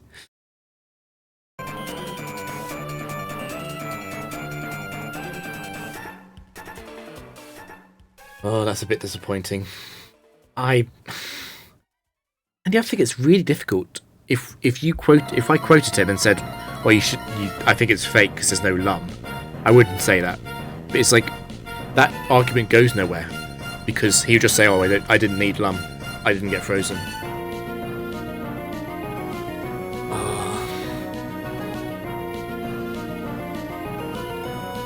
Well, I don't know Subway as well. But I can tell you, in Gen 4, you're never getting 1,000 wins without getting frozen.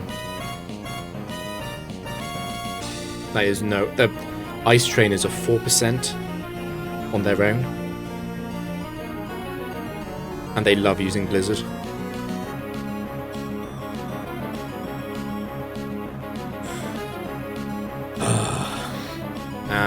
Whatever. It's not my fight.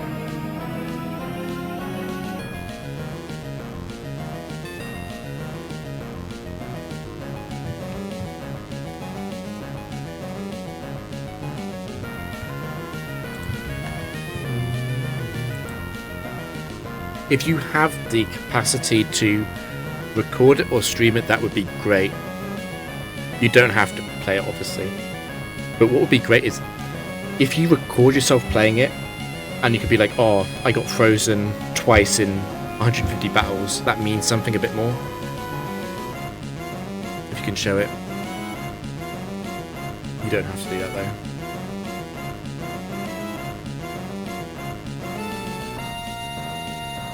bit nervous about flash cannon drops.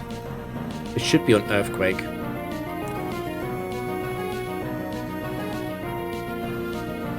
Not to Drapion anyway.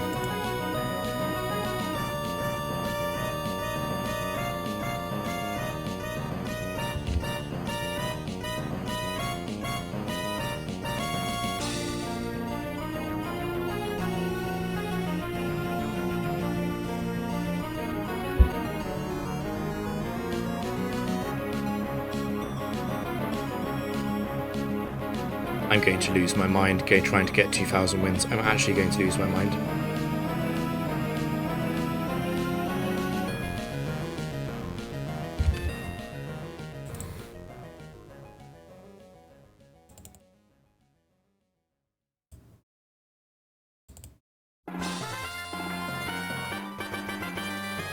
I mean, you don't have to. If it was me, I'd be recording the test games.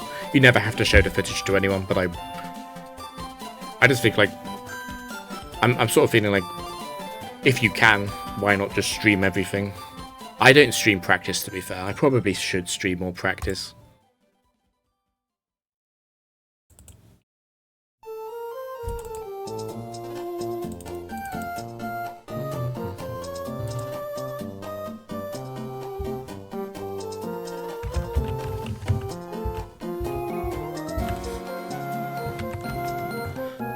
I hate the counterplay being just hope it doesn't happen.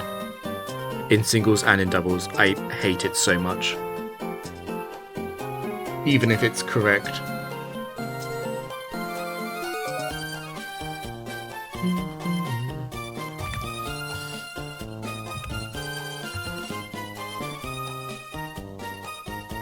I don't have to record anything. I mean, this is the thing, no one records anything ever, so if you don't record anything, it doesn't really change anything at all.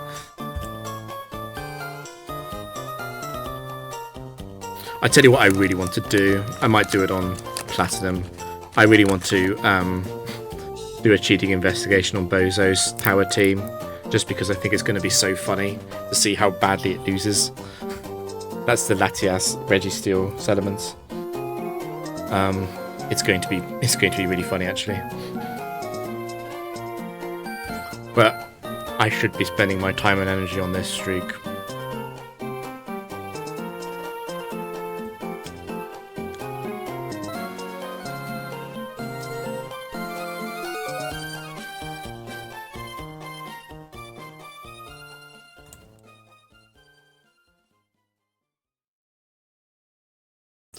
Unfortunately, the Latias team, it doesn't work, but it doesn't work in quite a boring way, where it's basically the problem is that Salamence kind of sucks in emergency situations, so it's just gonna lose. It's not gonna lose in like a cool way. It's like, oh, this Pokemon counters the team, but it's just gonna lose a bit. Like, it's gonna be a turn 1 explosion, Salamence is gonna fail to clean up, and then the team's gonna lose. It's gonna be stuff like that.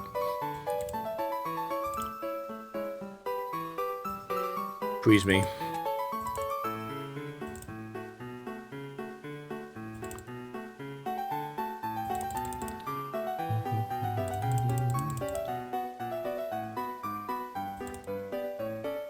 Oh.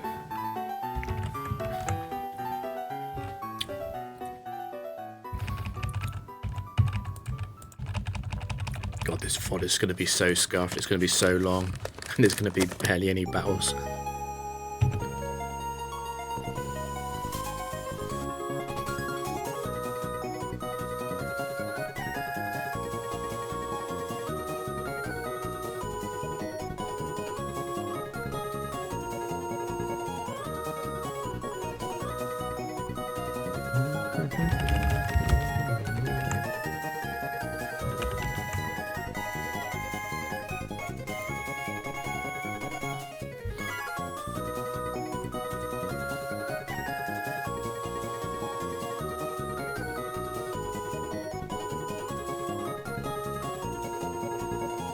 I don't want to get hit by a crit Stone Edge.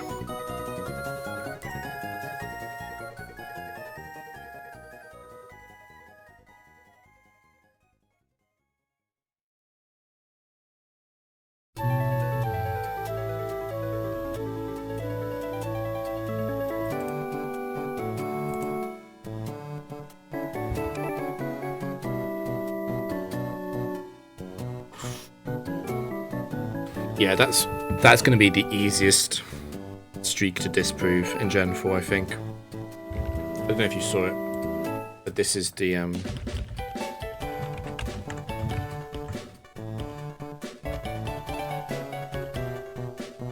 I find this funny because it's specifically because of the stuff about your streak.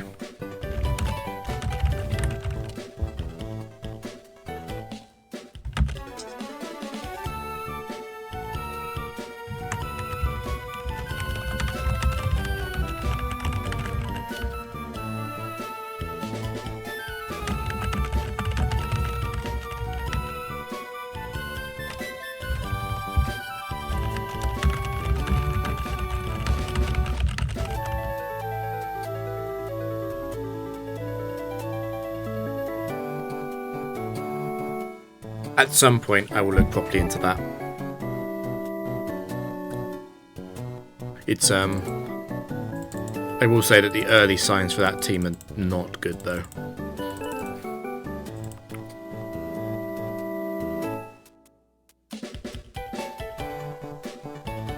I mean, I'm not put off by names.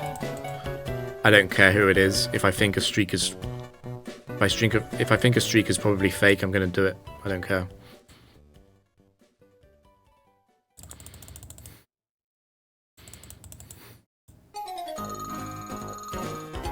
Although I am a bit of a hypocrite, because if I really felt like that, I should be throwing more shade at Peterco for 2.3k, but whatever.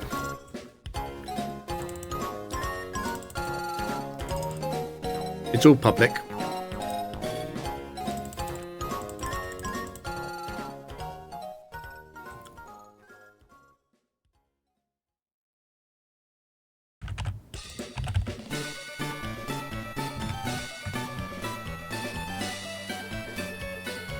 He was the...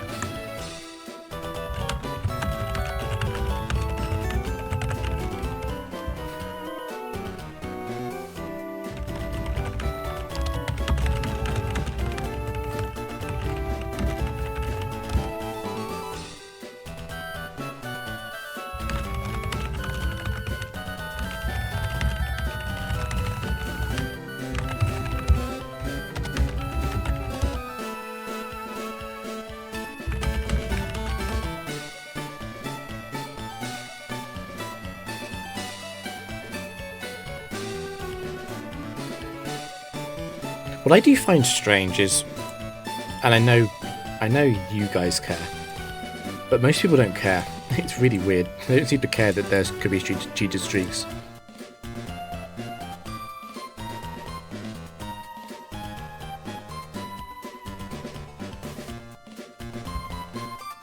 To me, it's I don't know. I don't think I make it very clear to other people, but it's the most important thing to me that the streaks are legit. I don't actually care about almost anything else. I think if the streaks aren't legit, the thread is completely pointless. Like, it's actually just complete nonsense. If we allow cheated streaks, what's the point? We might as well be talking about checkers.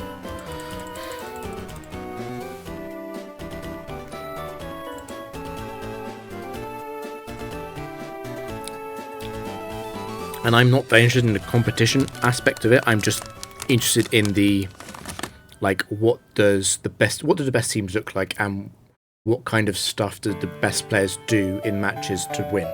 That's what I find interesting, more than the competition. I'll be honest, the more I play, the more I talk to people, the less I trust everyone. It's really bad. I am increasingly aware that I feel like this. It applies to basically everyone who doesn't stream. The more I read from them, the more I'm like, I just don't know if you... I don't know if I believe anything that you do anymore. The paranoia.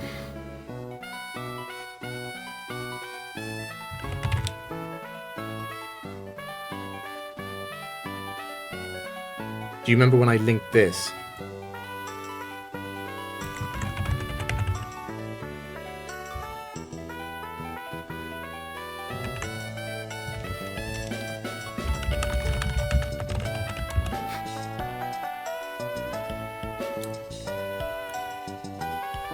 Yeah, like it'd be interesting to see how things age.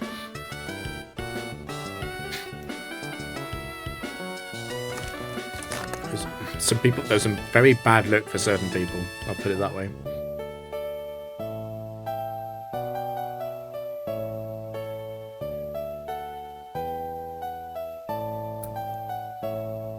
I always knew that could happen, it's just never happened before. It's quite funny. Luckily, Arcanine Force sucks.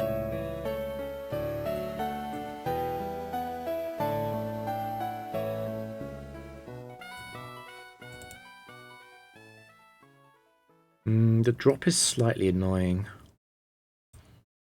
Okay. Never mind.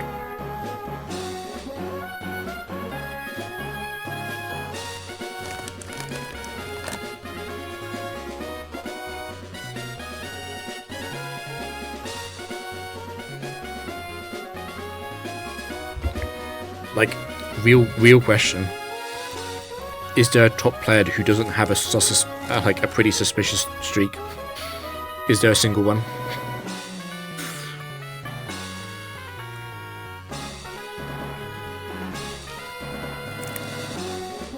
Like, I personally believe you parasitized, but it seems like other people don't. I personally believe your streaks, but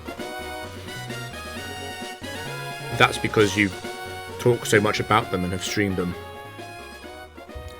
and recorded them and stuff.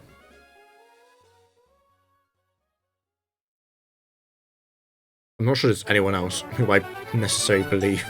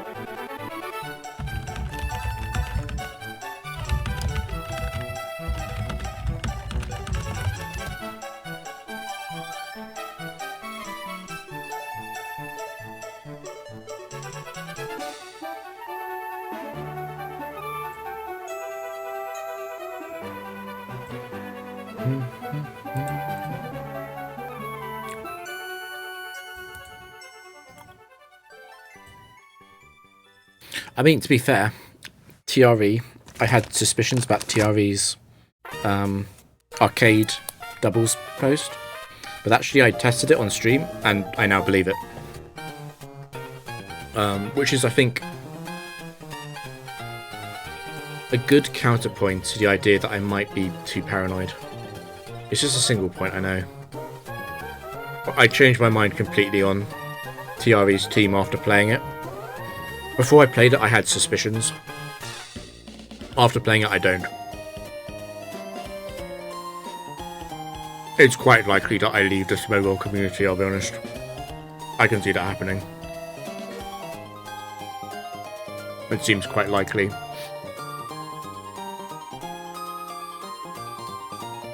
And if it happens, it happens. Yeah, I do.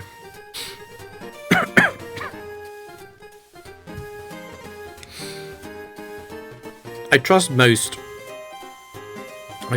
users. The thing about the top streaks is the fact that they're so long. Like so long. Like thousands of games. It's a very long time to never misclick.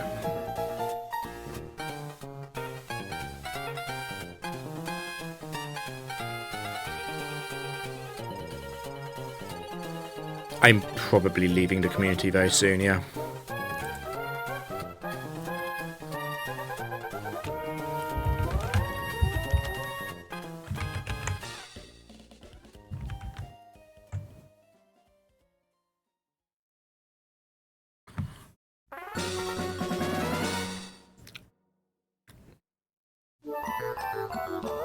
I am very disappointed that it's not that,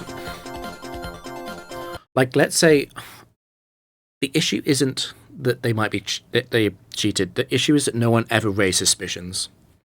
And I've talked to people in private about certain streaks who have said some things to me, and I'm not going to reveal what they said, but they've said some things to me that indicate that they are also suspicious, but they've never talked about it anywhere publicly.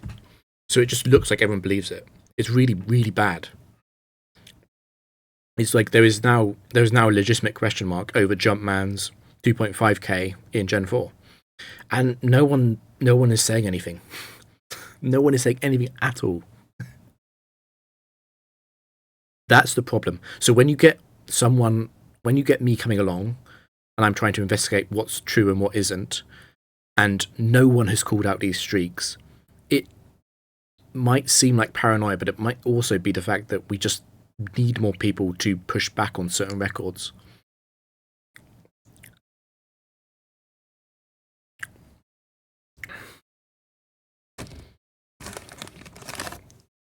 It was like that. I mean, I don't blame people, but it was like that with Carlos, where it was like I was arguing against Carlos in the thread, and no one else was saying anything at all in the thread. I'm just like, I feel like it makes me feel like I'm alone. And Carlos kept saying, "Oh, it's only you who have suspicions." I'm like, everyone in Discord has said to me at some point that they think Carlos is suspicious, and no one is saying anything at all in the thread.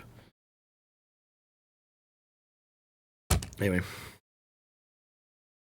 I get that they don't want drama; they just want to play their game, but if the records aren't legit and the leaderboard isn't legit, what's the point?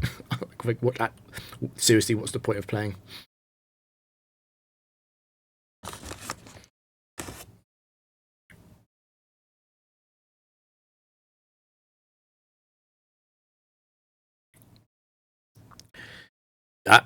I agree. It's a good. I agree. It's a good team. It's a problem if it's radically wrong.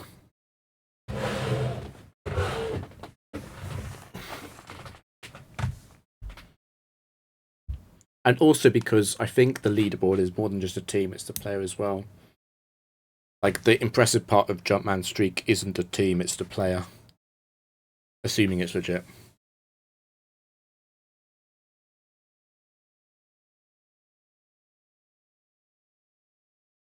You think more people care about the team than about the actual streak happening.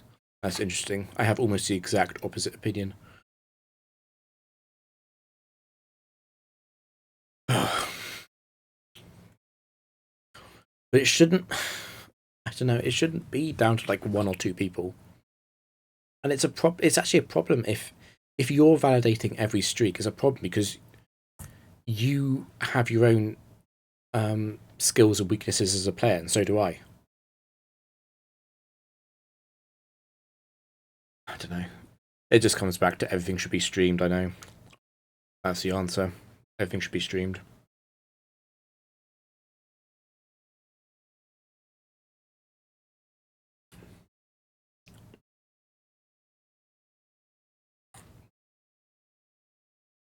Right, what was this again? This trick room, right?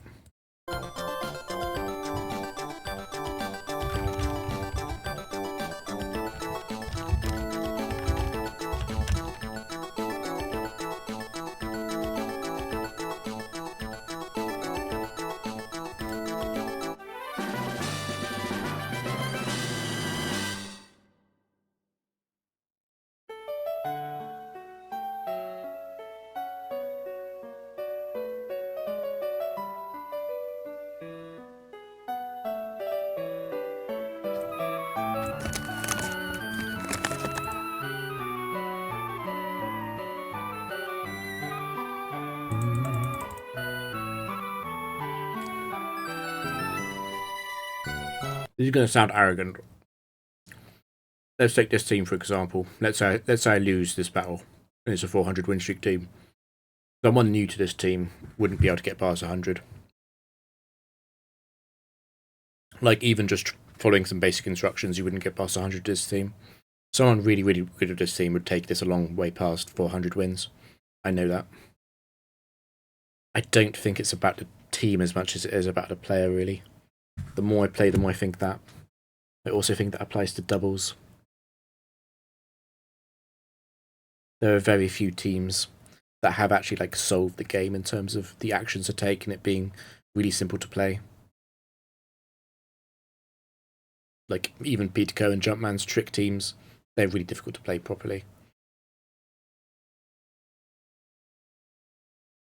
Okay, so that's my opinion though.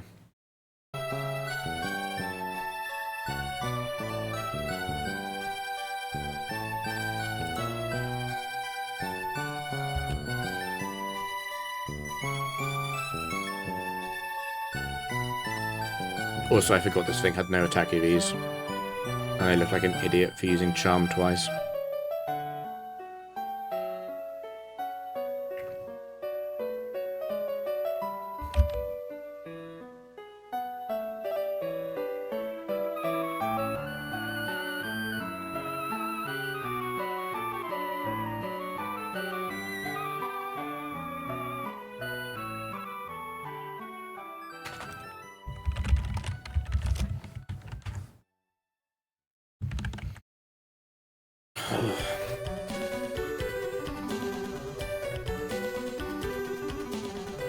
I mean, I don't play this team correctly. I have basically 1,000 games with this team. I have, what, like 7,000 games with Trick Scarf, at least. I don't play this team properly. And I know I don't.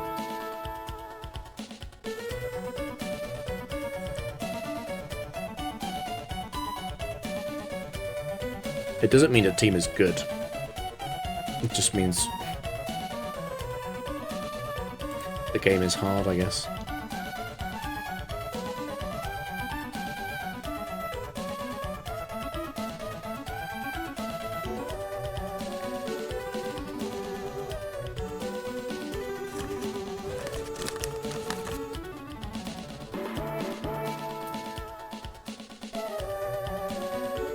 I think Parasitize you'd be a lot better at singles than you imply, even if you don't have high confidence.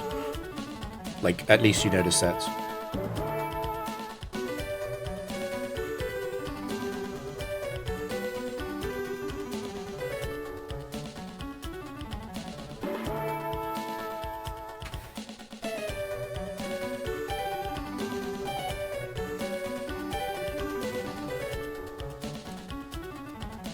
I think team building is so much less important than people think it is.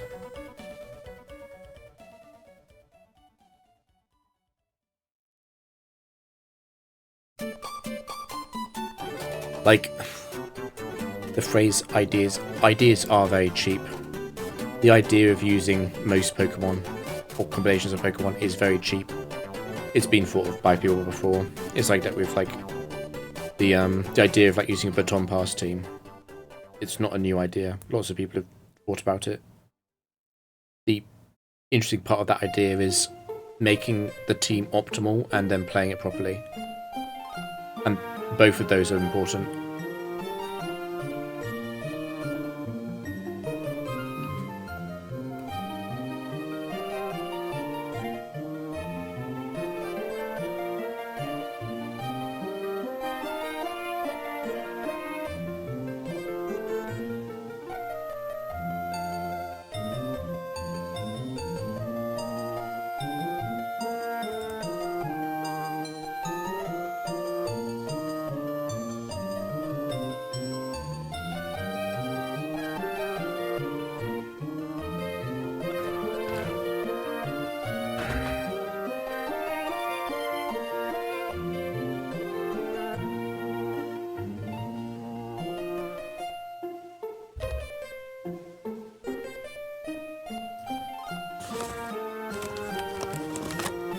Yeah, exactly. Team building can have a massive change.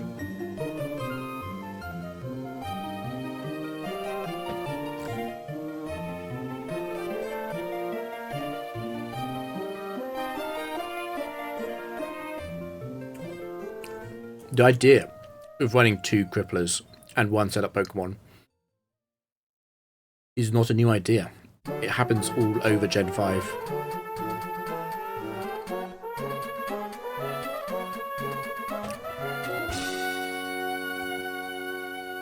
But the thing is, Whoever invented a double cripple team isn't remembered, and they shouldn't be because it's a cheap idea. It's not a meaningful innovation. What is impressive is getting the streak.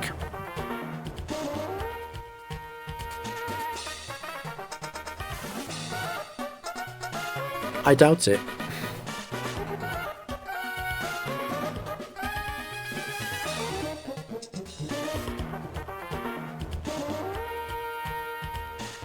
Like, the idea of using Trick with Choice Scarf is not an insane leap at all. I would say using level 1 as bait is a much bigger jump than that. And TRE isn't remembered for that, he's remembered for the fact that he played these teams to like 1k wins and whatever.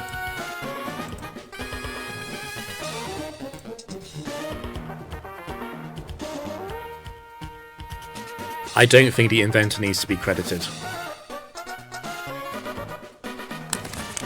I think if team building was almost entirely copying something else, they need to be credited, but apart from that, no.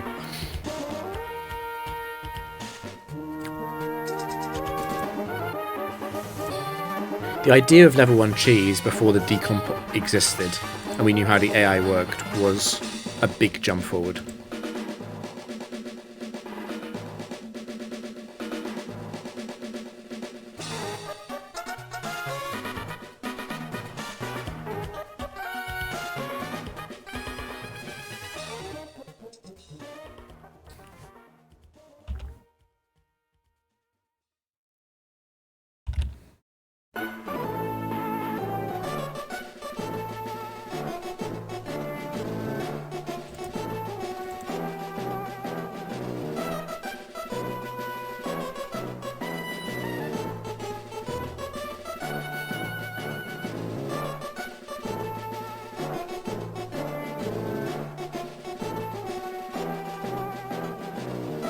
Oh, I don't know. I don't know. I mean, if we're talking about who popularized Fear, it was probably Mariland back in like 2006.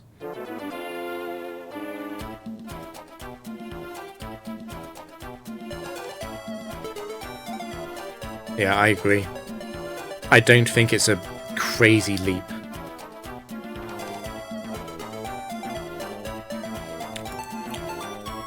If your idea can be summed up in a single sentence, I don't think...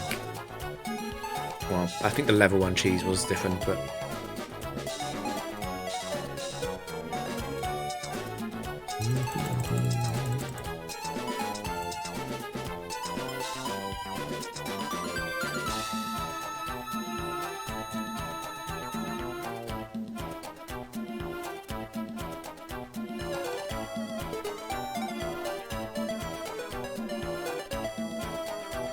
Is it out of softball? Then it must be.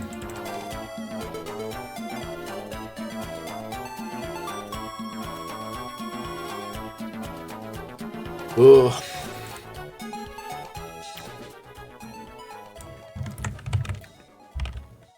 Yeah, I think it's like books. People think that being an author is all about having good ideas, but it's not. It's about being a good author. Writing the book is the hard part. Everyone has a good idea for a book. Literally everyone.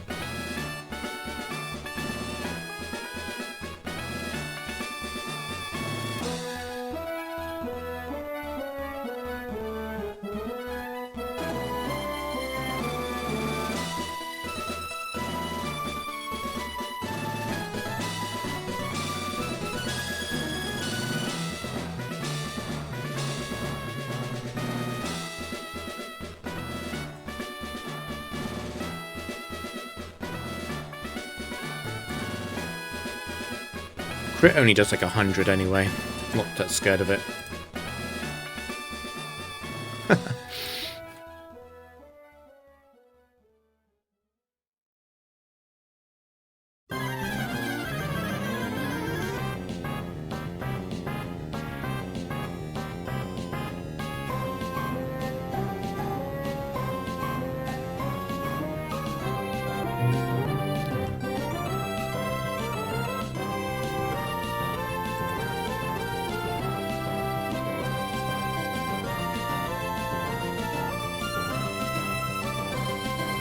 Yeah, most ideas are shit, it's true. But everyone has an idea. I don't know if you've ever read the YouTube comments on some of my videos, but everyone has an idea. Like, everyone. The comments on like 800 plus win streak videos when I'm like, why don't you use a different Pokemon? As if I haven't considered it. Everyone has ideas.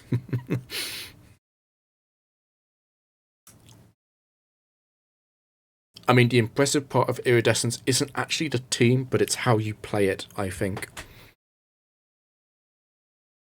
The playbook for playing that team perfectly is a lot more impressive than the actual team.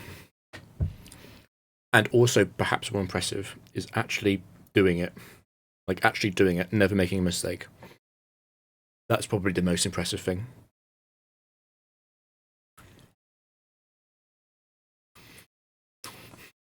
But yeah, there are like 100 shit ideas.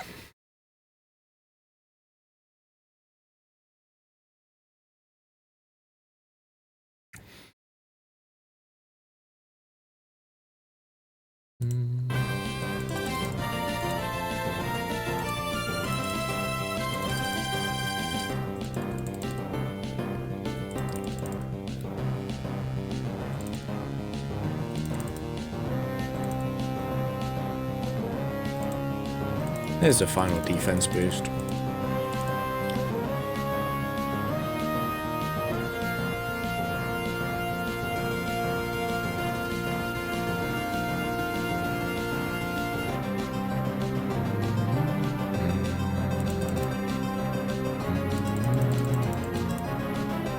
But Parasitize, did you know what the first 400 battles of that streak was?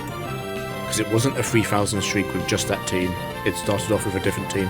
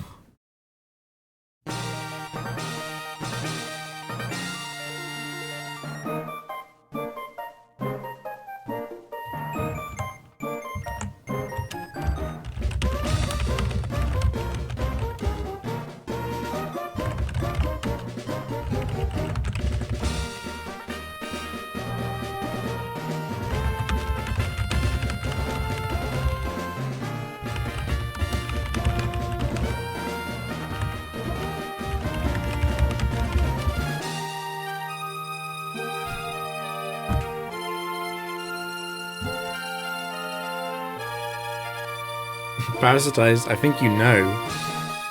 I think you know what the 3K streak started with. It's what I linked you earlier.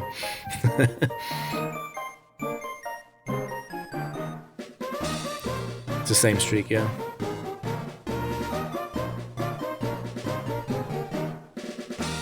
Well, I'm pretty sure it is. Based on what he writes.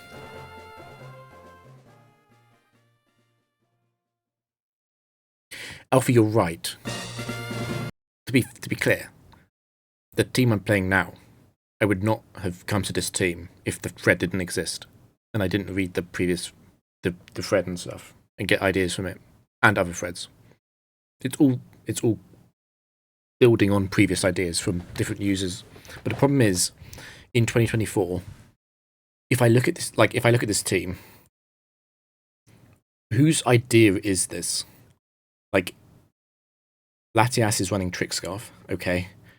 Does that mean that it's a Gen 4 Trick Scarf team and Drapion is running Acupressure, but it's not Crunch? So is it Jumpman's credit, and then it's Mismagius is like a double cripple set like Gen 5? But then I'm running Draco Meteor and Latias for emergency situations and PIs. And I'm running Skill Swap, but without Truant for specific scenarios. Like, what is this theme? On one hand, it's sort of like the ideas of all the threads. On the other hand, it's sort of new. I don't know.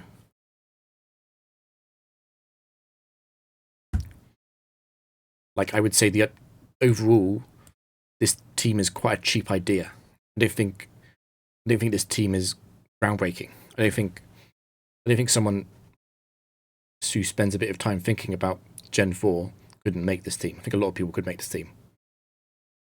The hard part about this team is not making it, it's playing it, I think. If that makes sense. And I wouldn't have made this team if the Smogon community didn't exist. I wouldn't have made it as fast, definitely. Probably wouldn't have made it at all.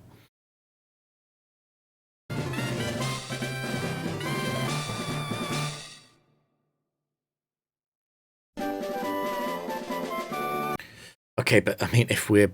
The thing about the inventor of ideas is that it's very cheap. If I say, or what if I use Aggron? Am I now the inventor of the idea of using Aggron? If I use a team with Memento, am I now the inventor of a team with Memento? There are no leaderboard. I don't think there are any teams on the leaderboard, right? Let me check it actually. I think this is the only team before Gen 5 with skill swap. So have I invented skill swap for Gen 4? Because other people have used it. They just haven't used it in like a real streak. Like, I think the idea of being an inventor is very cheap.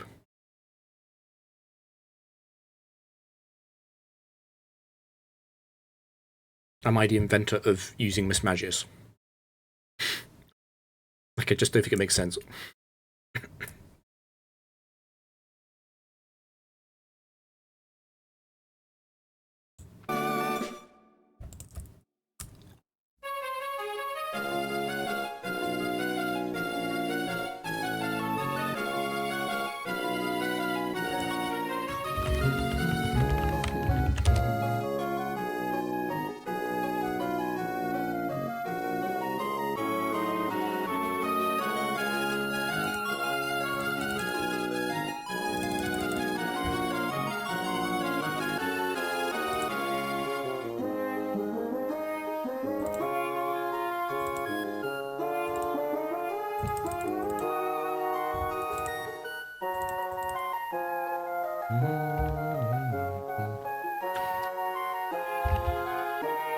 If Action uses something and I never read about it, is it his idea or is it mine?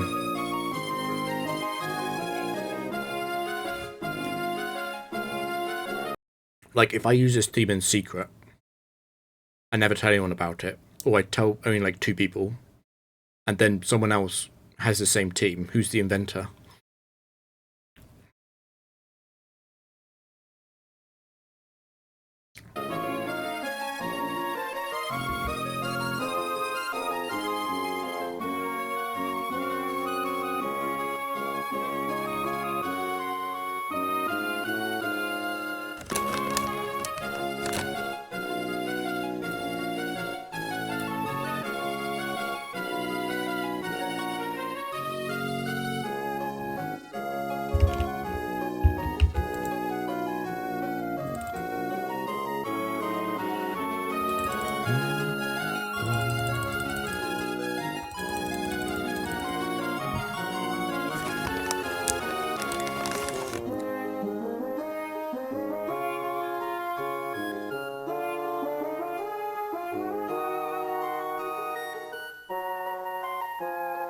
I just struggle to understand the idea of inventing, particularly if someone else repeats the invention without knowing of the original.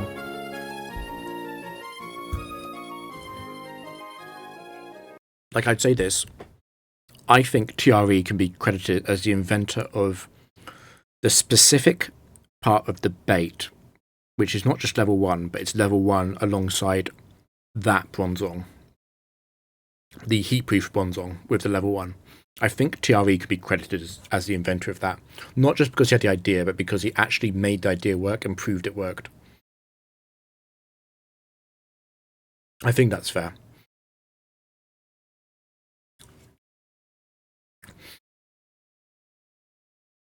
I also think Jumpman can be credited with the part of Trick Scarf which is specifically centered around tricking and then paralyzing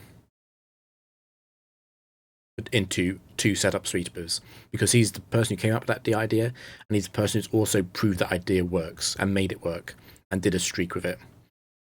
I think if someone before Jumpman had just said, oh, what if you use Trick and then you use Thunderwave, but never said anything else, never made a team, never proved it worked, I think they've lost a lot of the claim to that idea by not doing it. That's just my opinion.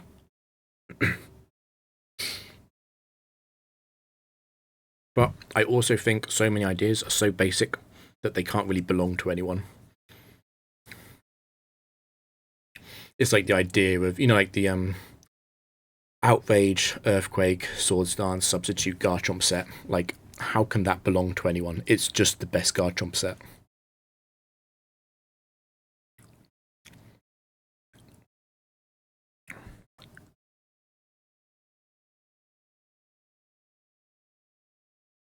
I don't know. It's weird. It also doesn't matter. I kind of agree with Parasitize, where I'm like, if a team's good, they're going to use it. If someone sent me a team that they think could win the record in Gen 4, and I agree, then I would just use their team. I don't care. At this point, I don't care. I cared about 6,000 wins ago. I cared about using my own team and having my own ideas. At this point, I just want to get 2,000 wins. I don't care what it is anymore. I'm not playing out of love for the game. I'm just playing. So yeah, I remember caring. I remember I used to care about having original ideas, but that was like thousands and thousands of wins ago.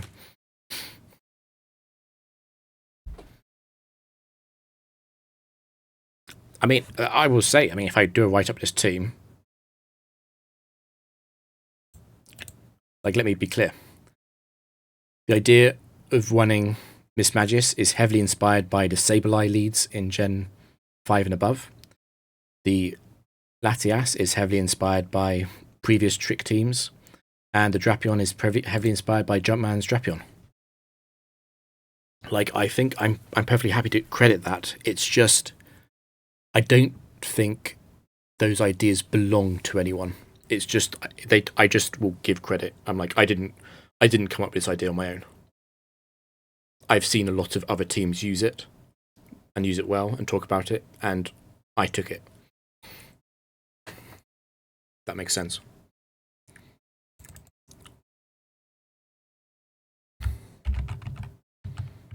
Oh, I was really hoping that it might be 427, but it's not. Like, the slowest streak ever continues.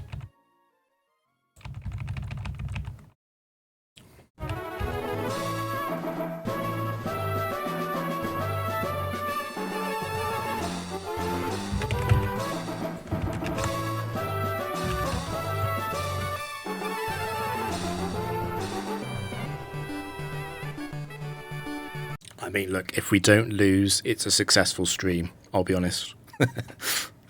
Just don't lose.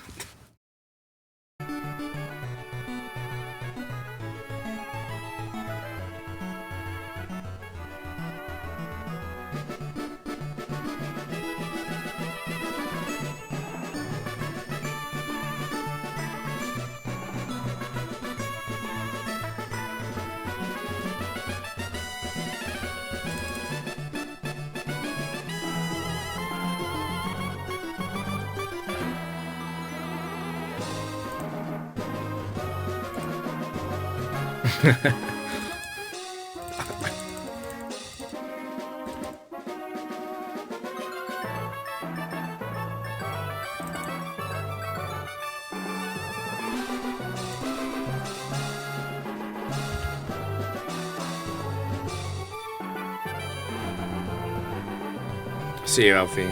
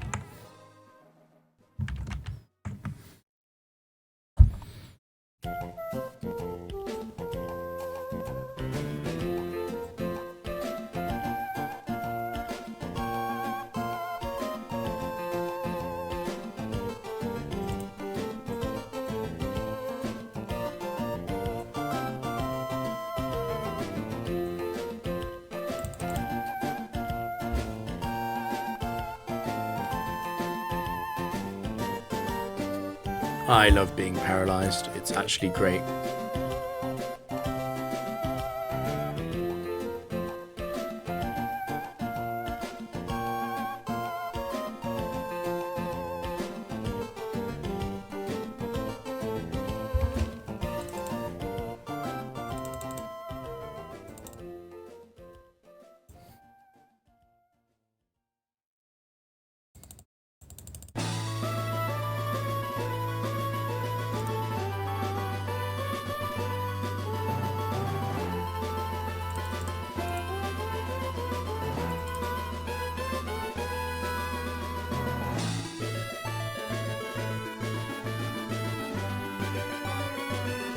I almost use skill swap.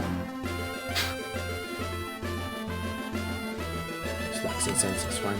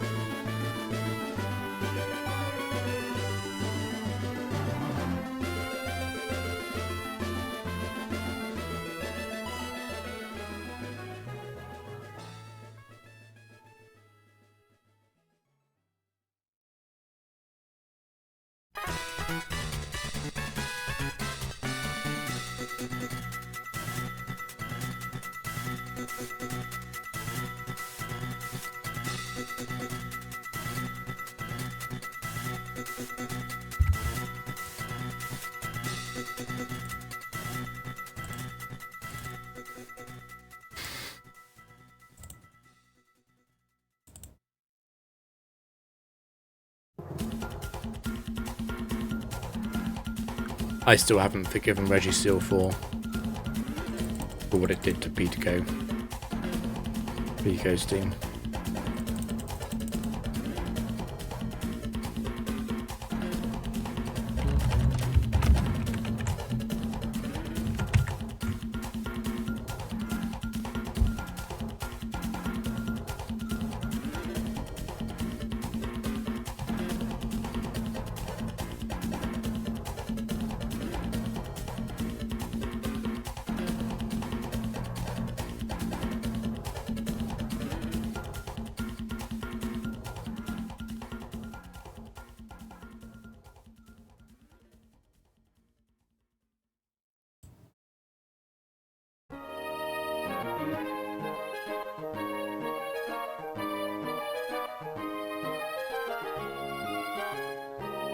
Don't want to get frozen.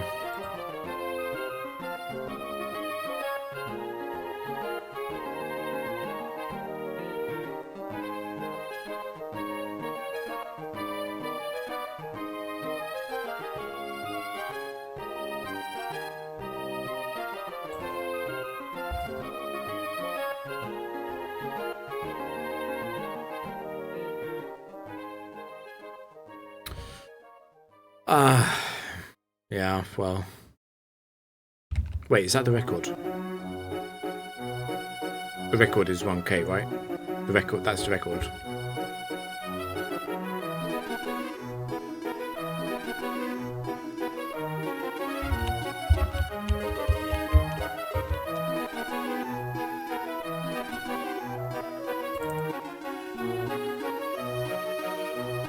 I just got 1.3K.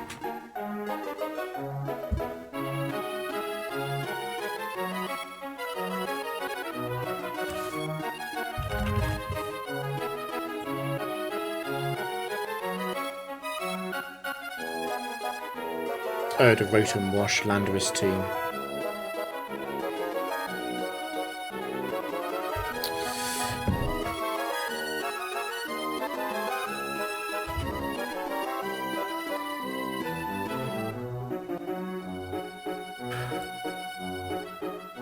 God, it's so weird how people don't post stuff. I guess if he did the write-up, then he doesn't.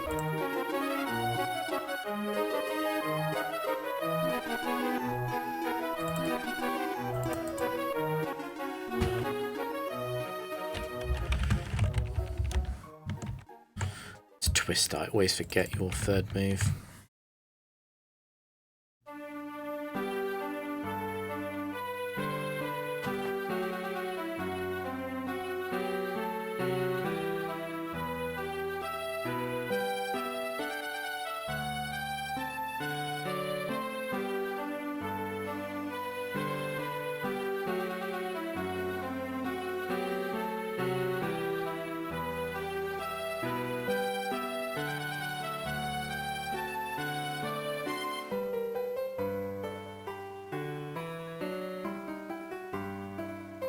I'm just gonna have to risk the Ice Beam, I think.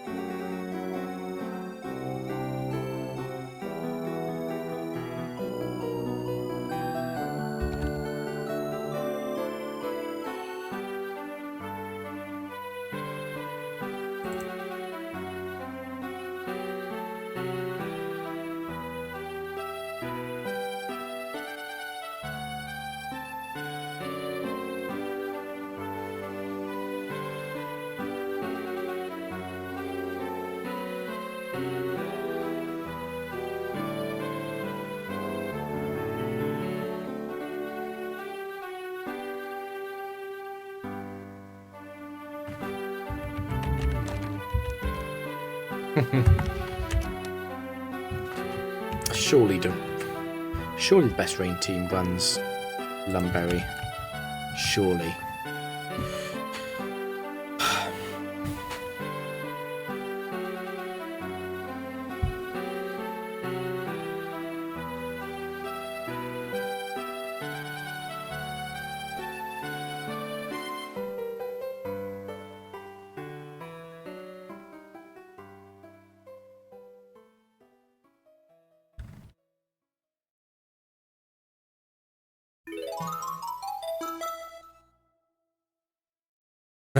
Devastated.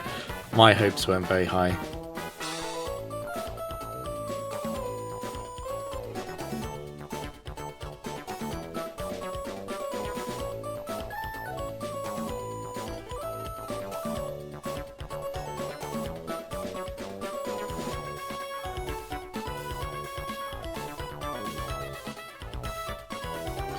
Yeah, it's a bit weird that he didn't want to share.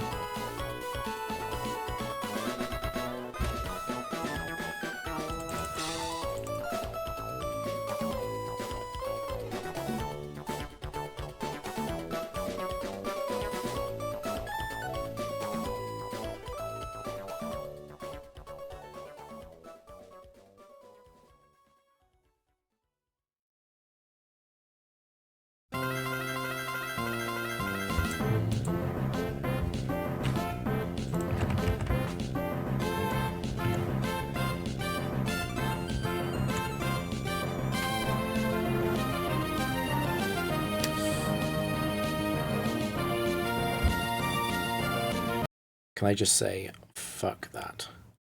Miss crit.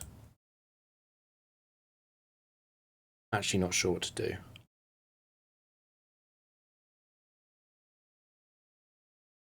It probably is Thunderwave.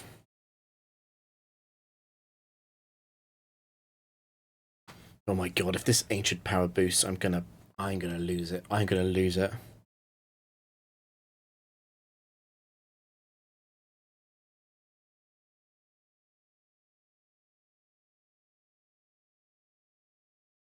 Okay, I forgive everything that happened before. Never mind, I don't forgive it. Ah, love bright powder.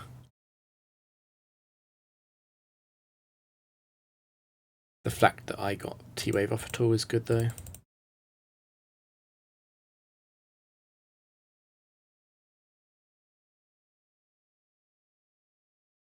Okay, never mind.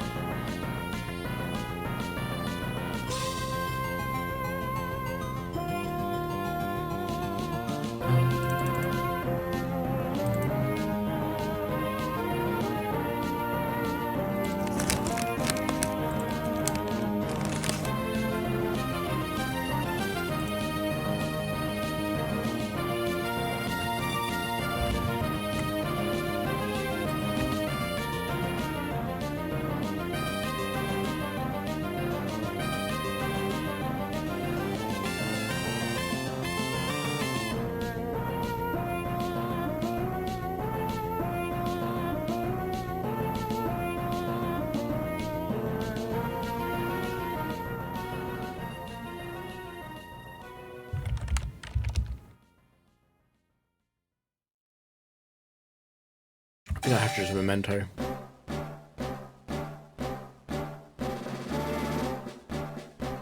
That's good. It's not like Q4.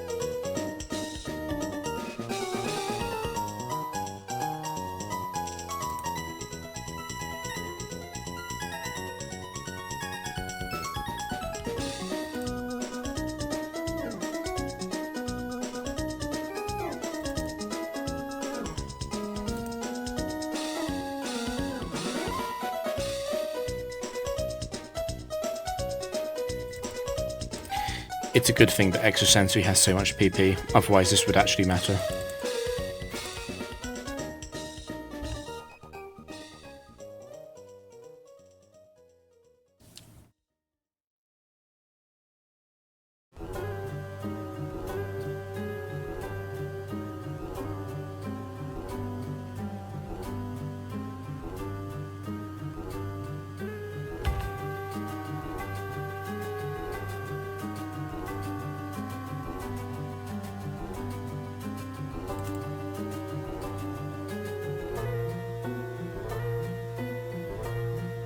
I think this is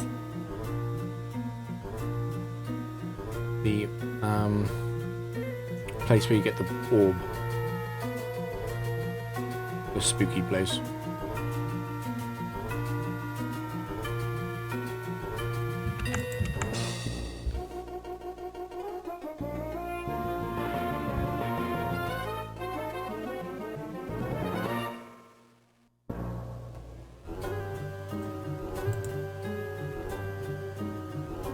At least it wasn't Entei 1.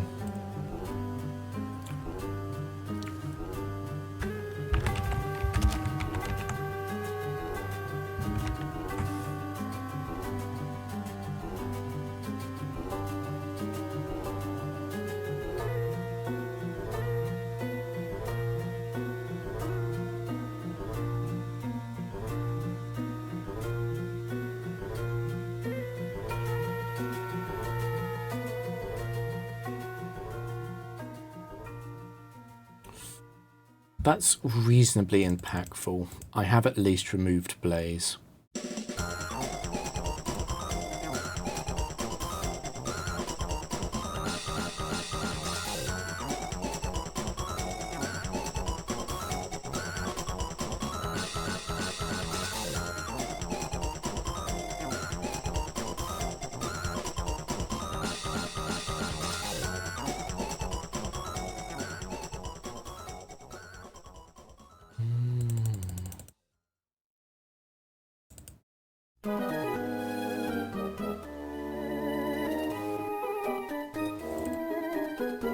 The fact that the defense boost was so late didn't actually matter.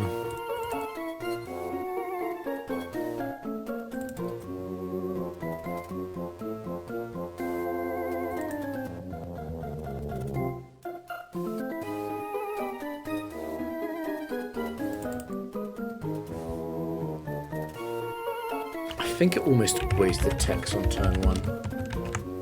In fact, it might be forced.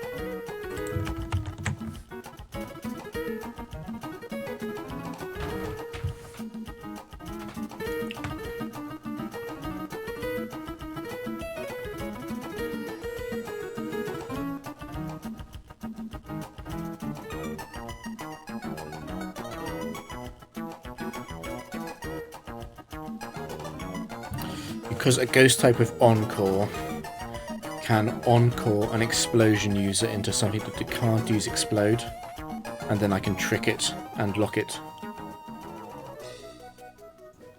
But basically I could Thunder Wave, Encore, switch, trick, and I deny explosion. There are a few other things I could do beyond that as well. Encore is a really good move.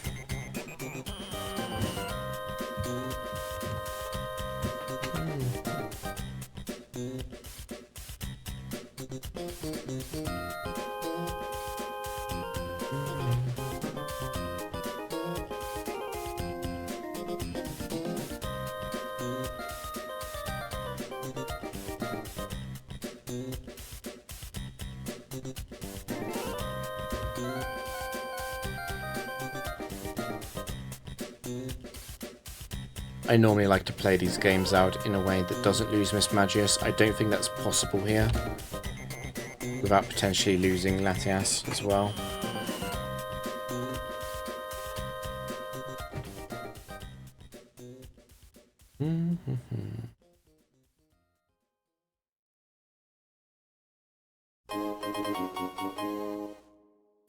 Don't explode.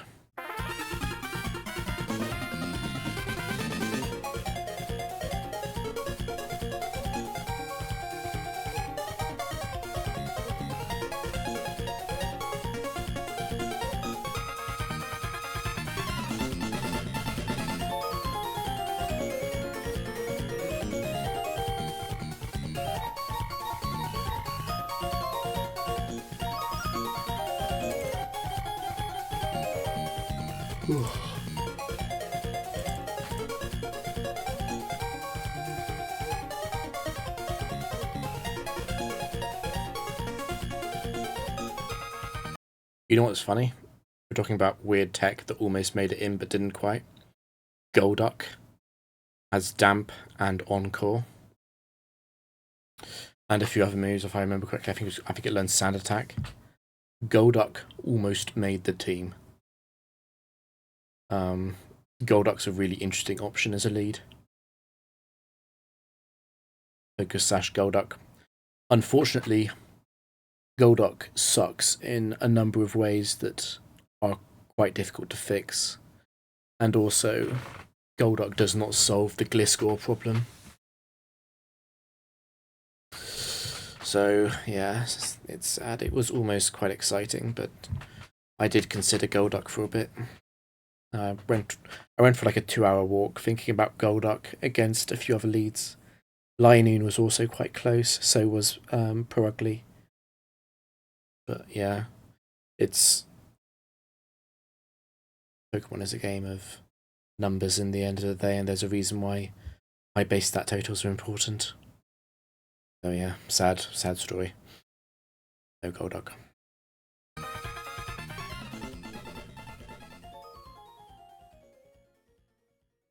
What we could do is I could actually get, you know what would be really cheeky is to get the world record with a meme version of the team. I could do Drifloon, Linoon, Drapion.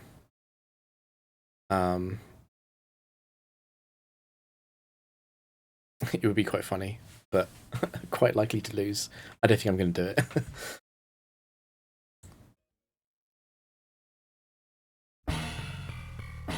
I feel like Rampardos 3 would turn up. Yeah, Worry Seed is the other one. Golduck almost works, it's just doesn't quite.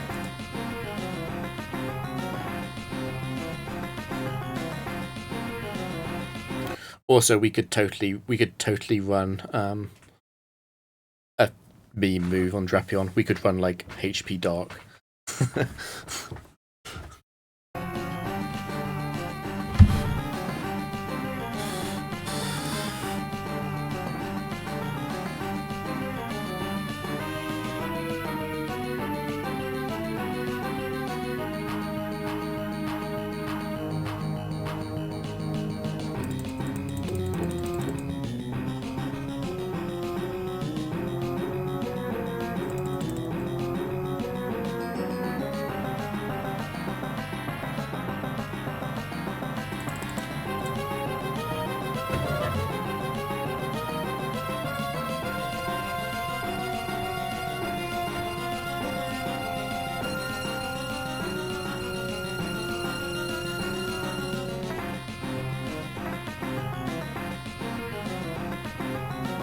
Weavile free again.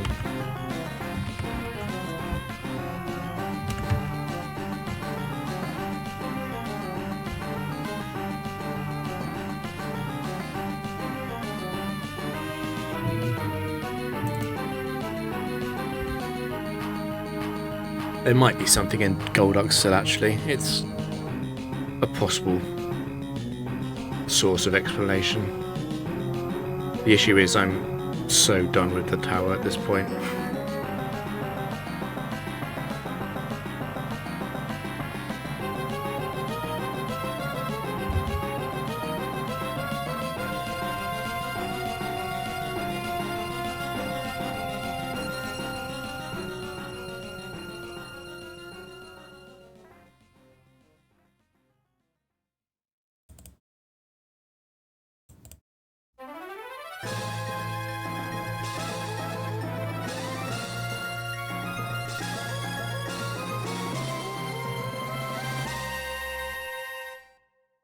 Good.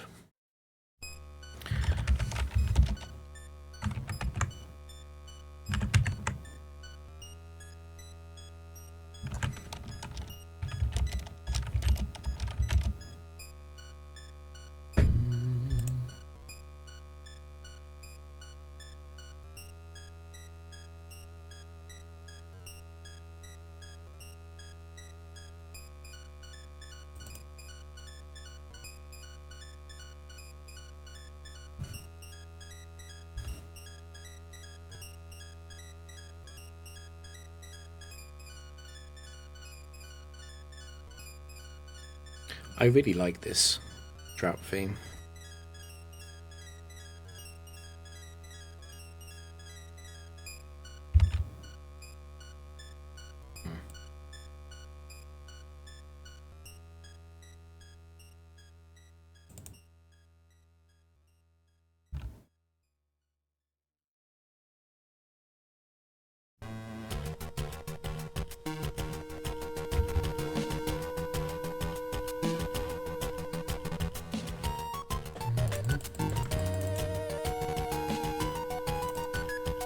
Well done, Ente4. You showed me.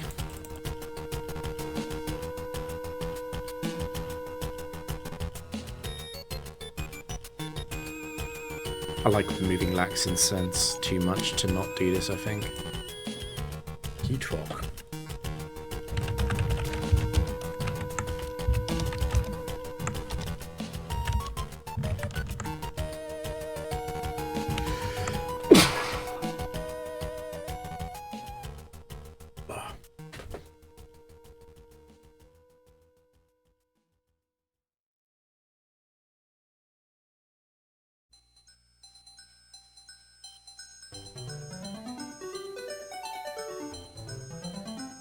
Why is the Gen 3 music so good?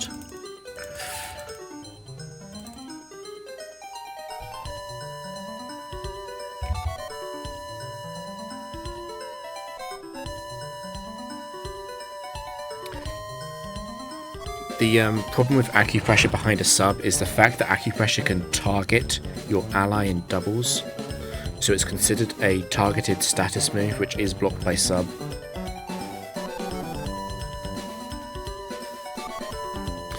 They did fix it in Gen 5. I'm scared as Tang with head growth. I would just have to trick it. It wouldn't be too bad.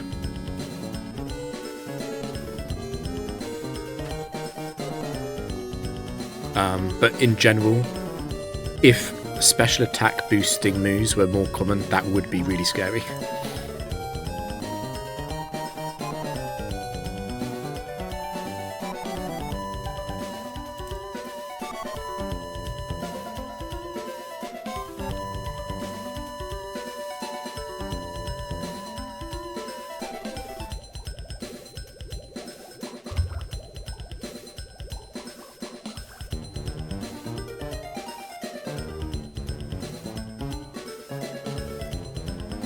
I mean, one of the highlights from today was Suicune 4.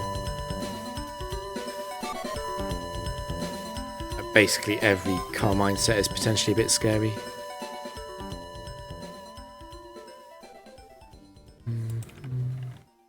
Luckily, there's only like, I think there's 2 nasty plot sets. There's the Ninetales and the... Is it Ninetales and Ambipom? There's something else. But luckily the nasty plot sets suck. Also luckily, Gliscor 1 and a few others. Gliscor 1 and Pinsir 1 are really rare, which is important because they're incredibly scary. Let me show on stream. These two. They can both have Hypercutter, so I can't just charm immediately. I'd have to skill swap. They're both ridiculously scary.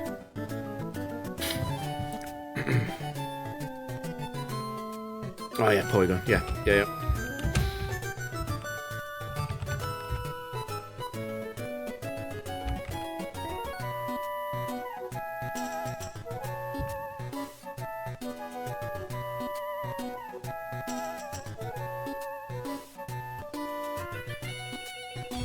So what's funny about Gliscor 3 is that it's guaranteed to use U-turn. Which is exactly what I wanted to do, because I do not want to ever face this. I don't want to skill swap because I don't want to skill swap Hypercutter onto something important. I guess I just trig.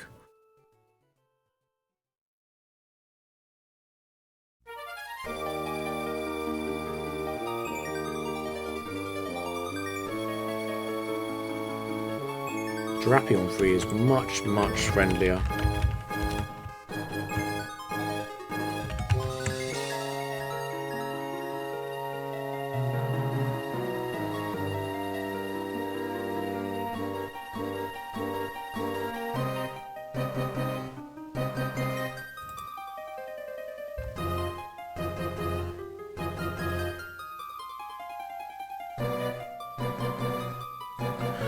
This isn't that scary because Firefang will defrost me if it does go off. Ideally, I probably get paralysed. Or no, I guess ideally I don't get hit by a status move at all.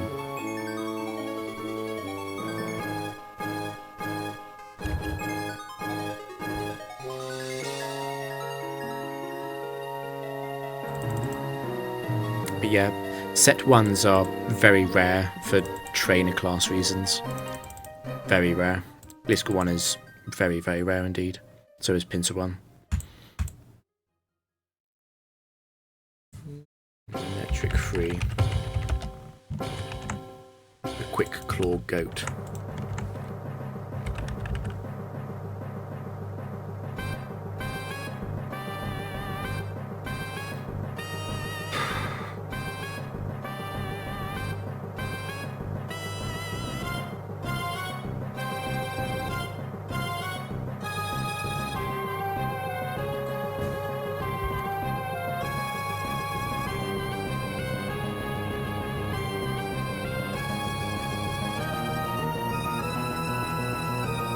Go on, defense, defense.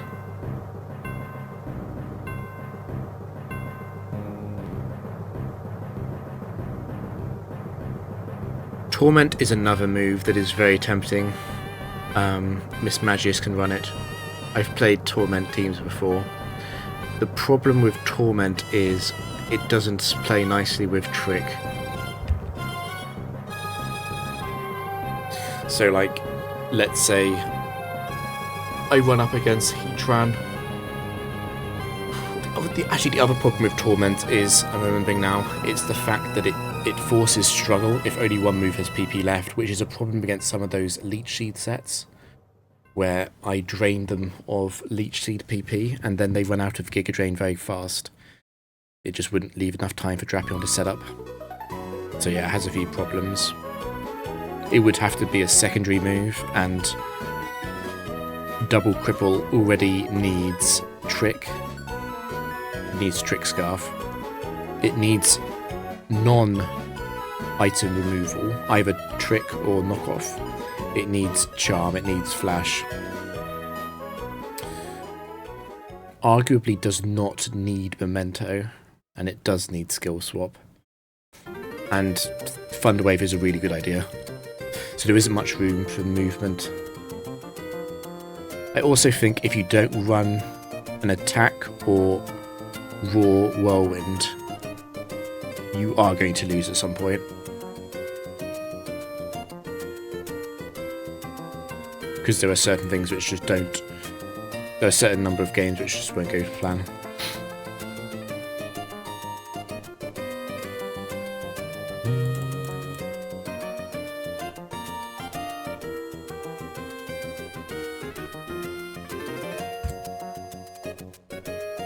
But if more people played it, it would be fun. Maybe there's something there.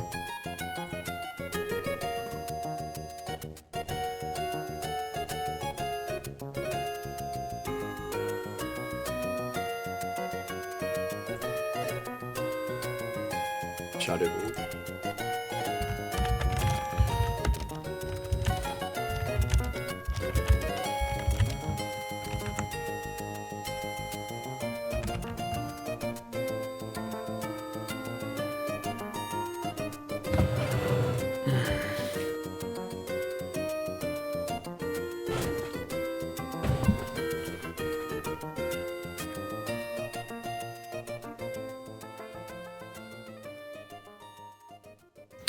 That's a big crit.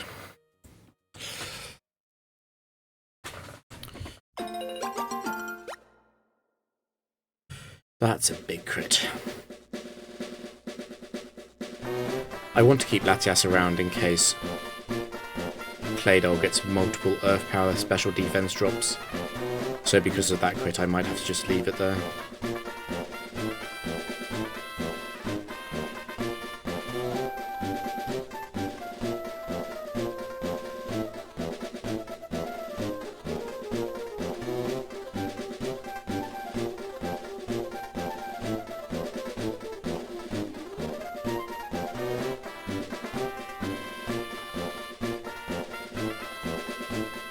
Got good luck with the drops.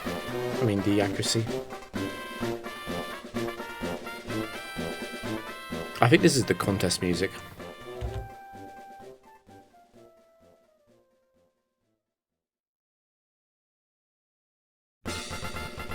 Yeah, it's the contest music.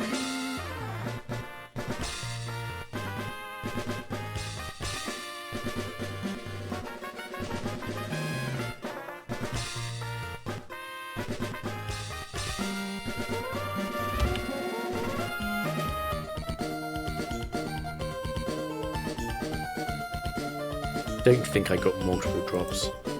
I did. Okay. Oh no, I was waiting on acupressure.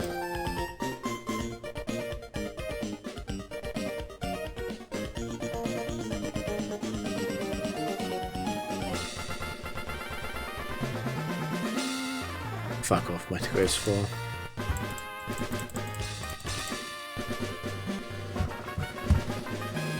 Ment's 2 lead is a bit annoying. It's not as bad as people may guess though. The main concern is critting Latias.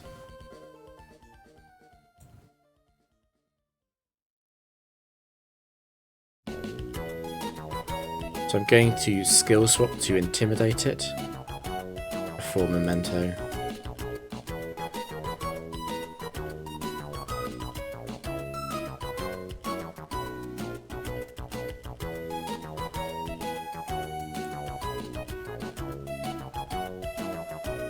And because of that I win.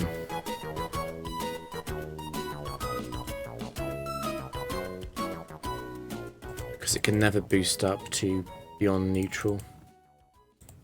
It will stop using Dragon Dance once it's at +6 speed.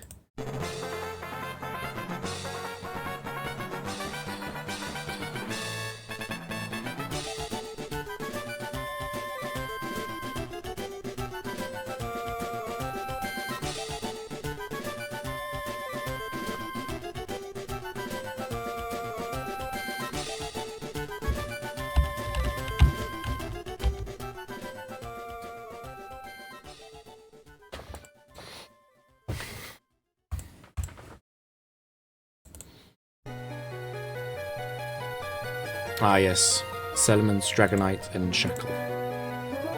The 3 goats.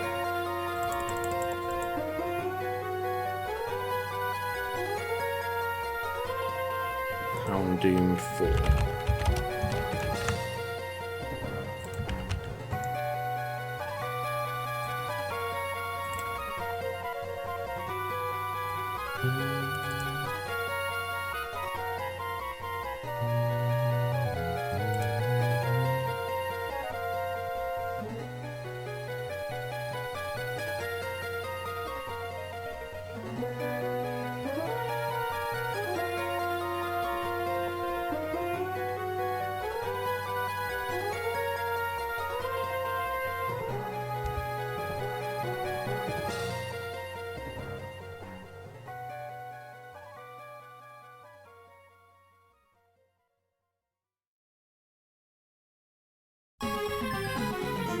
One day, someone will play Acupressure Shuckle properly. And not in that cheater way. That 500 win streak cheater. Shuckle deserves better than to be on a cheated team.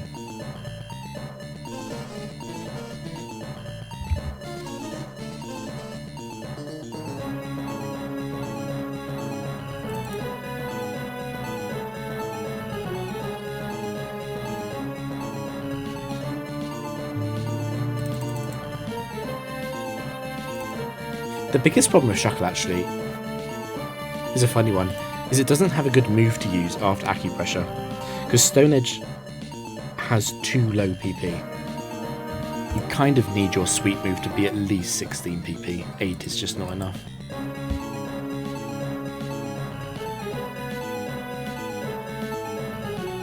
I'm just thinking about how bad it would be to get crit by T-Tygon, and I think I have to trip because of it.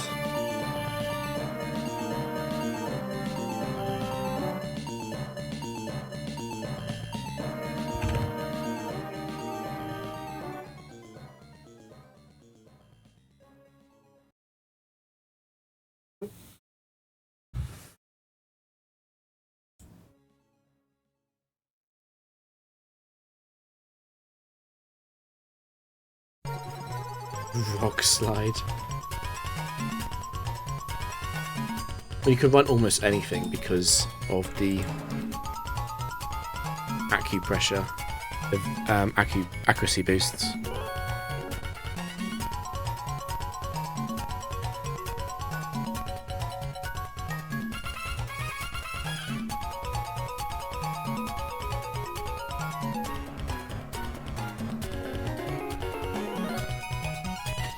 I don't mind Thunderwave against Curse.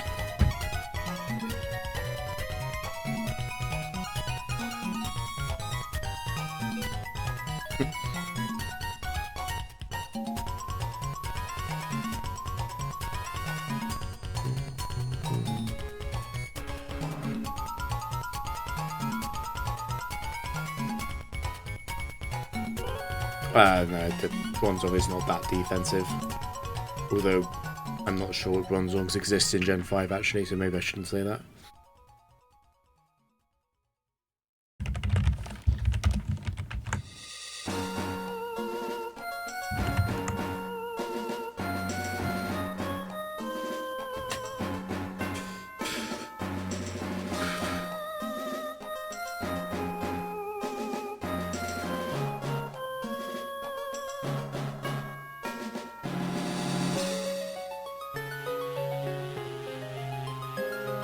I love Abandoned Ship. This is one of the best themes in the game. I don't like Trick that much. I think I'd rather Memento.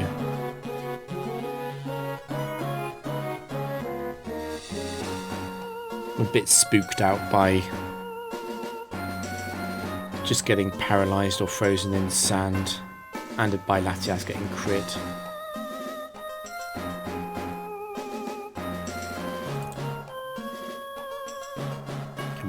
Manifest defense. Defense. Now evasion. Wow. Speed? Oh my god. Evasion again. No. Attack.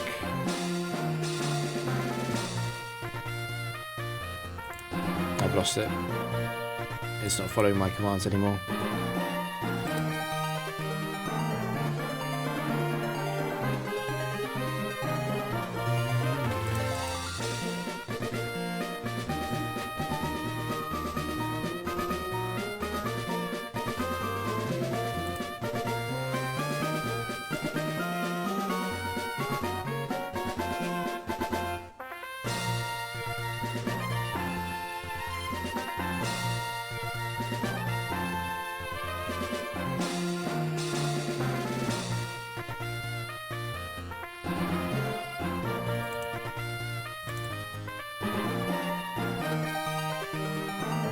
Not Lapras 2.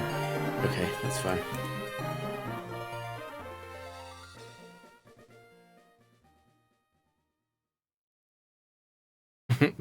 Power trick is power trick of acupressure. That's a funny one. Don't need other moves.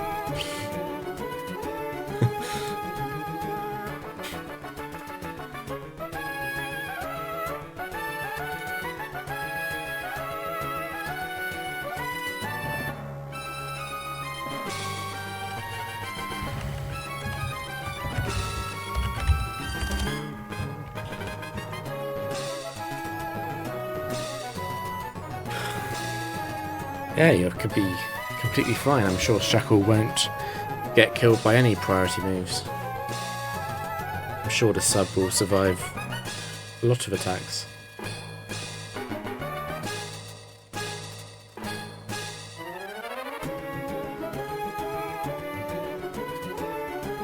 To be fair, actually, you could power trick back if you want to.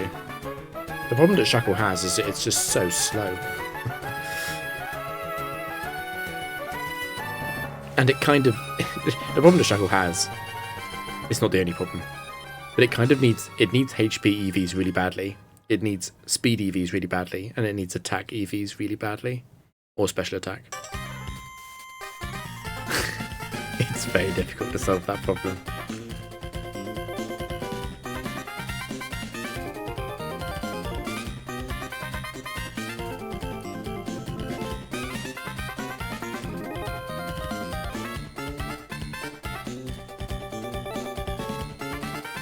Shuckberry.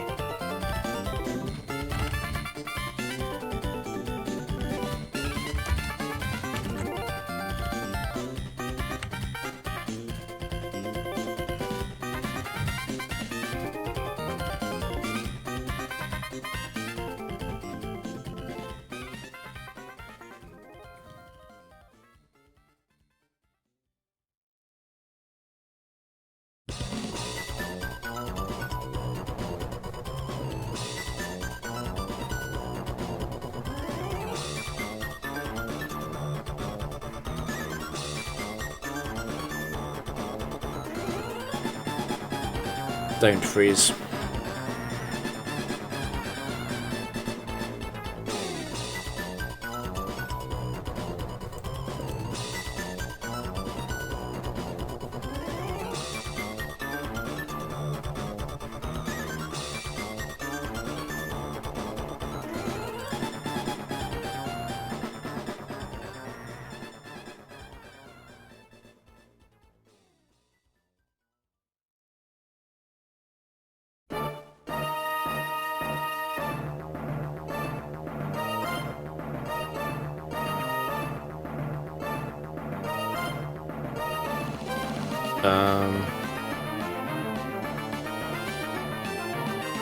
We're talking about this one.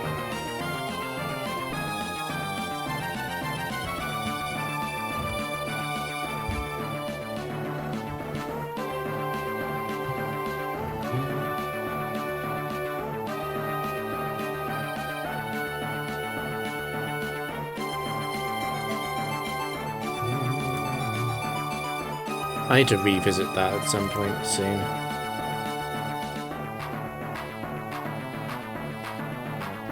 I'm gonna update that soon. It's not gonna change a lot. It's just for the upcoming video. I want to have another comb through the sets.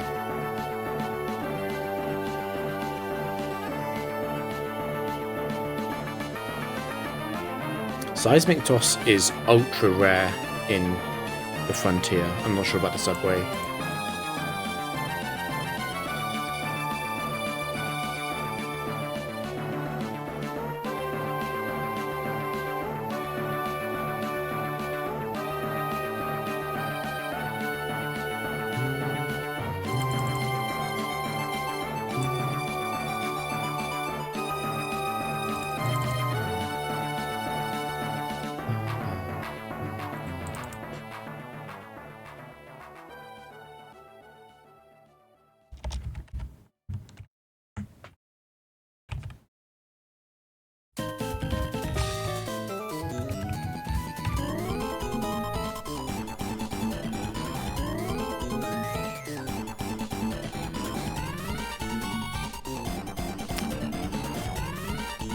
To be honest, that's not the biggest problem that the team runs into.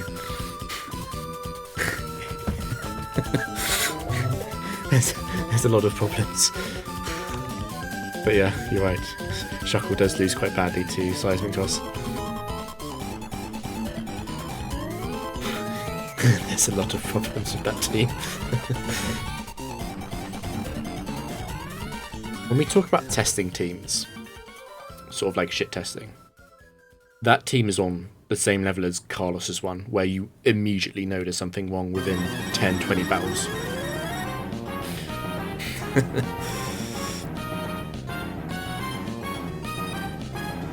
Altaria 2 is actually really scary. What do I do against Altaria 2? Apart from pray that it doesn't sing.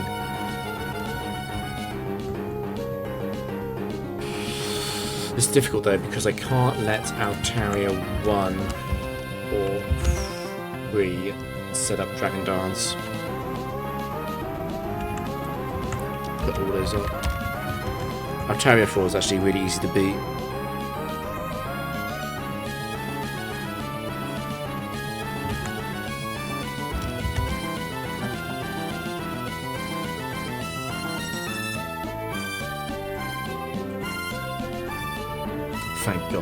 Thank God it's Altaria 1. It's so much less scary.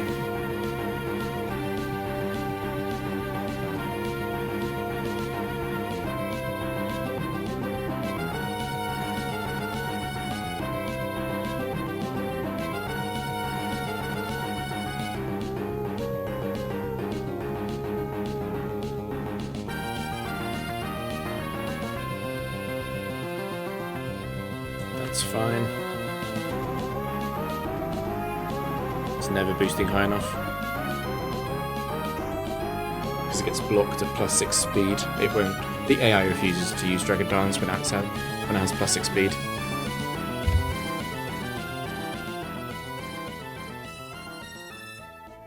Altaria 2, yeah, I think I would strongly consider Draco. Draco wouldn't kill Altaria 2 though. The thing about Draco Meteor is that I realised that if I'm going to Roar, I might as well kill it. Kill whatever the threat is. And I'd rather be locked into Draco Meteor than locked into Roar.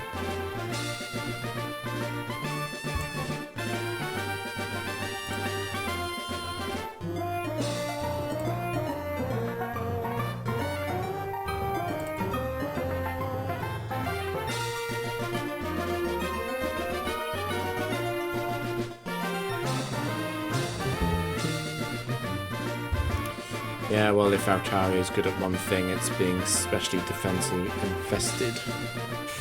Altaria 2 is like 157, special defense at level 50. It's 150, 157. Exactly in that sort of 23k mark where you survive Draco.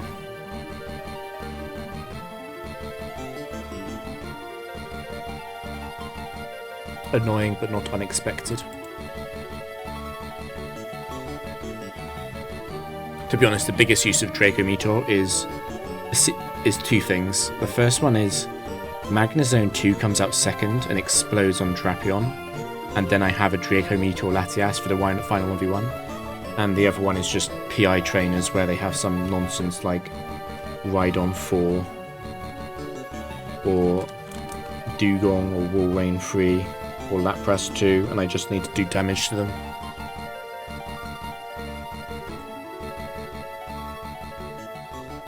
Hopefully I never use Draco Meteor, but I prefer having Draco over Roar.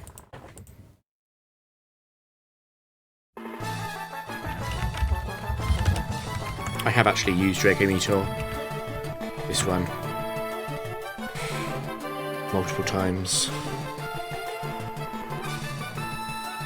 Funnily enough, this Shuckle can actually be a problem because of how much +6 attack self-hit does, and the fact that Wrap prevents me from switching out. I can remove Wrap with Substitute, but that'll be the last time I get a boost in. I think the best counter to that is just a Thunder Wave.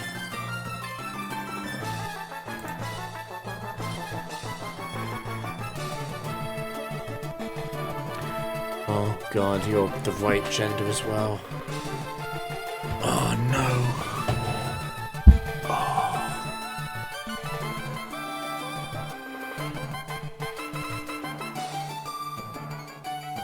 I'm not actually in trouble, I'm just thinking if I have to switch to all this out of Attract PP.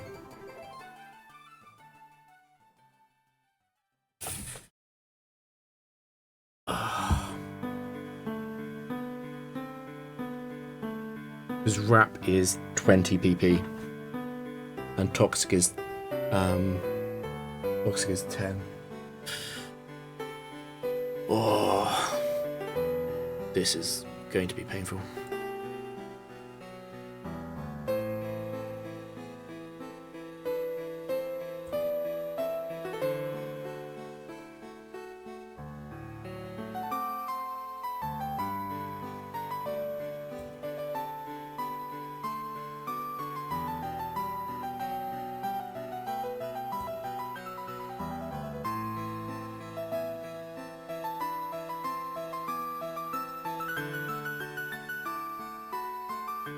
I'm not setting up on Swagger though.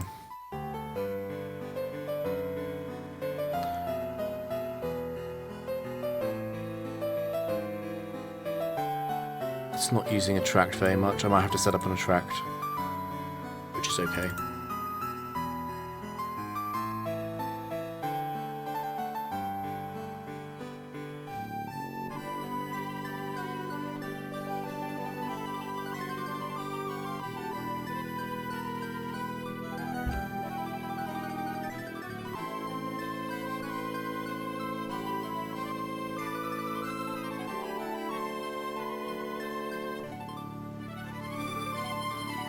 on, get all the boosts you can.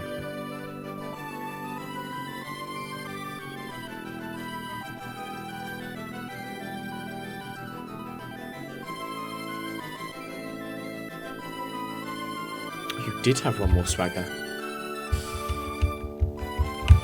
Funnily enough, attract actually helps there.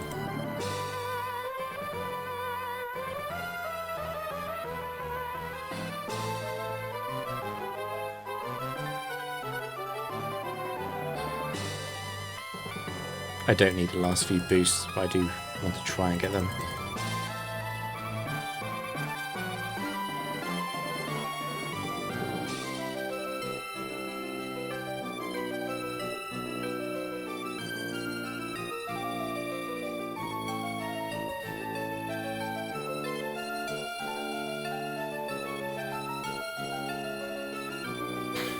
Astro Acid Slaking. Well, that's a fun idea. Unfortunately, slaking is not good enough of a payoff, as I'm sure you found out. Oh god, are you really... Are you really running Blissey too?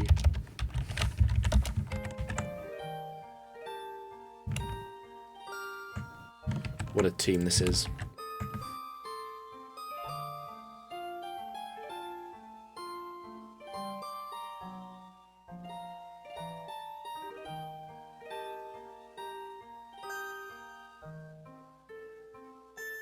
I think I'm gonna have to do it. We're gonna have to do it.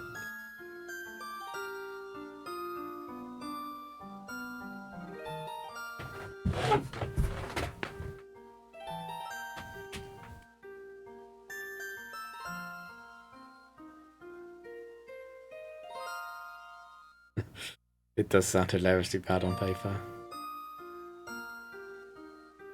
The problem with this Blissey set is that counter has 20 PP. I think it's got around 55 PP in total. I could stall that out.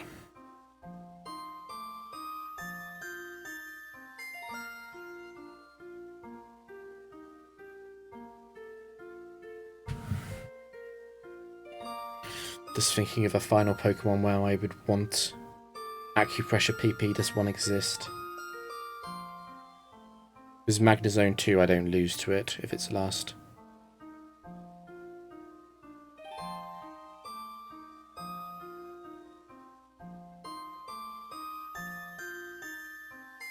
Okay. I'm not sure, which means I should not bravado it.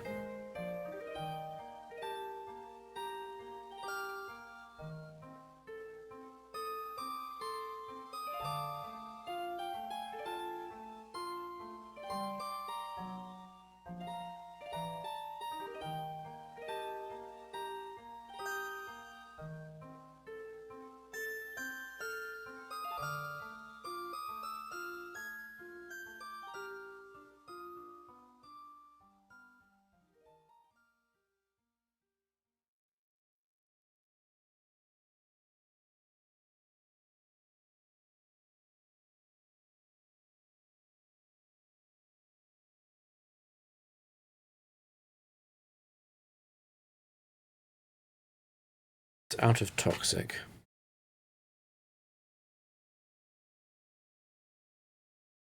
Oh wait, is it the end of the playlist? Wow.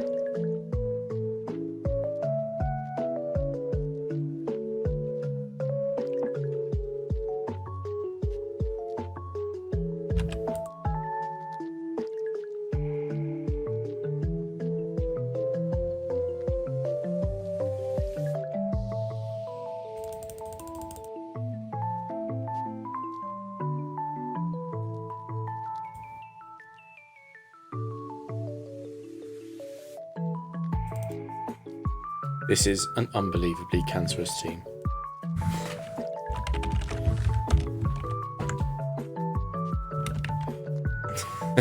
This is just wasting my time.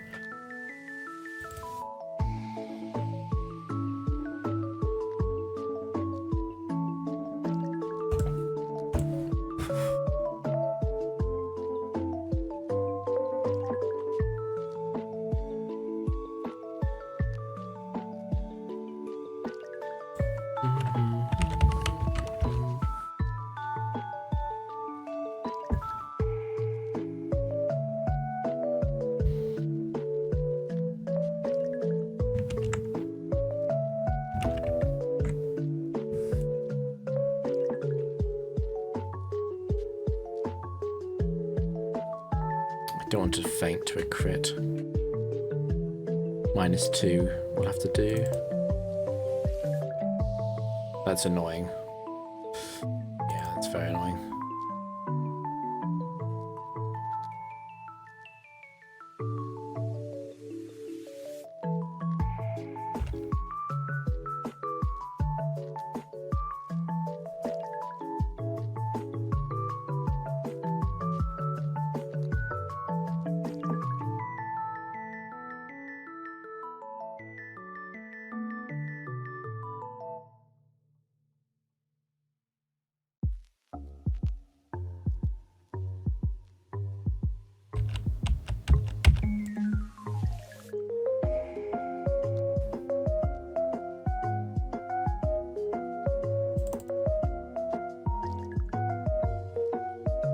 Dragon dance, and then you die.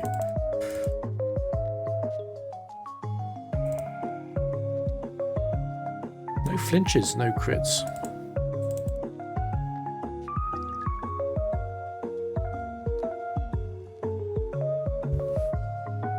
I love how pathetically weak Charizard 3 is.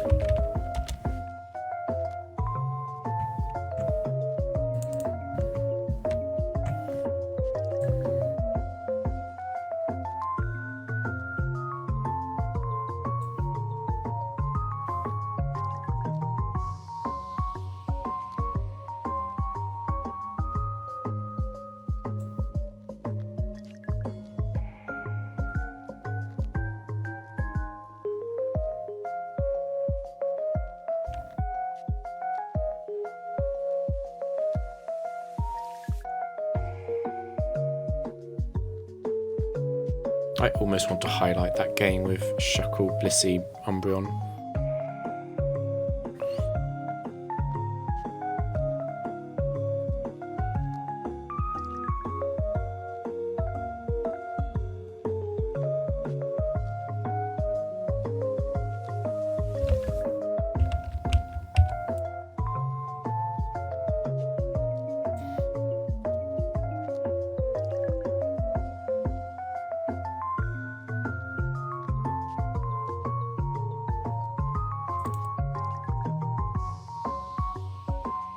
Potentially interesting. As in, I hate Dugong 4.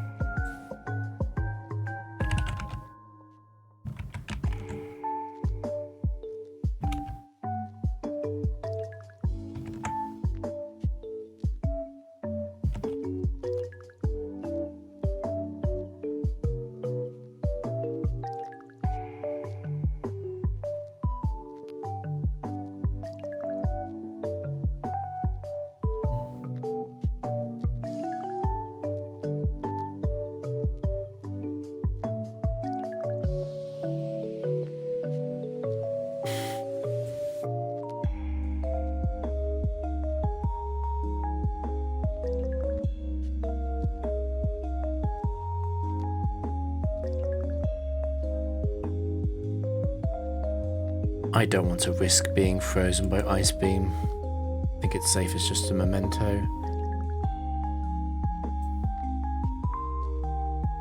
Okay, it's Dugong 2.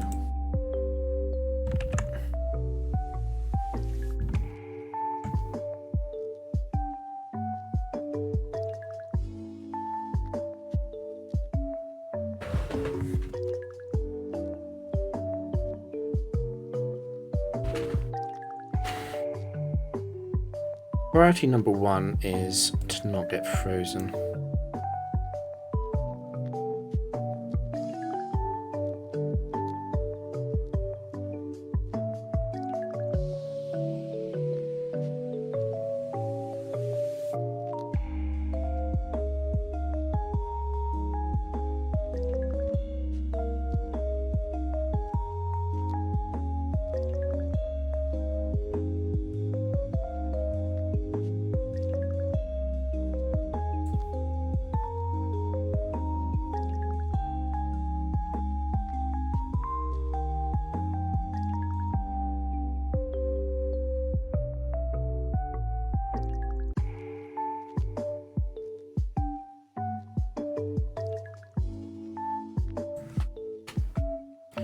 And now I need to think about how to actually play around the whole disable encore thing.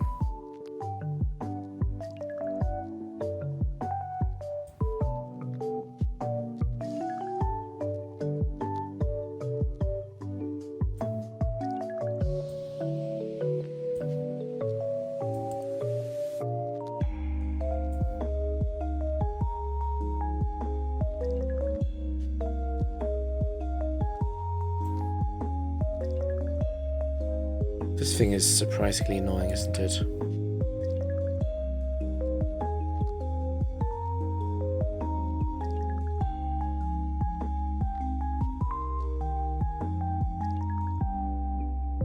It's also got one more ice beam.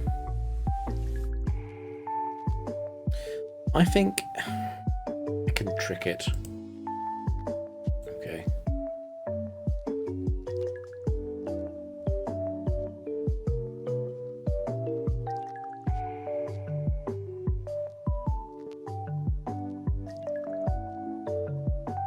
Disable is choice locked.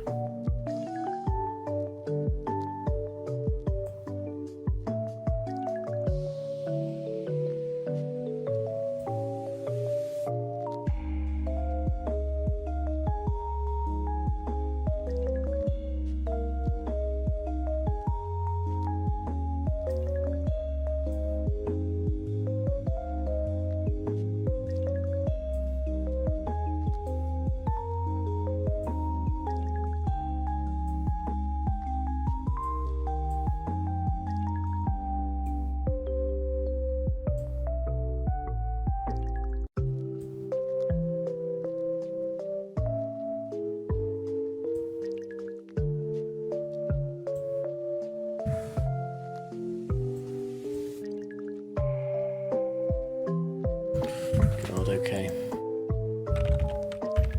Don't hit too many of those, please.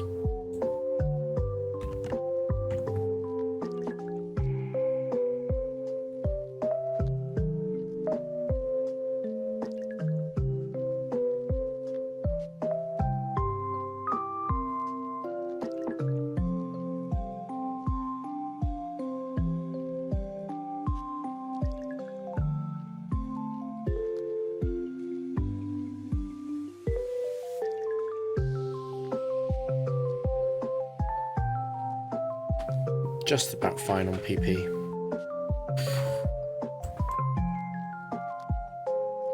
Slaking full.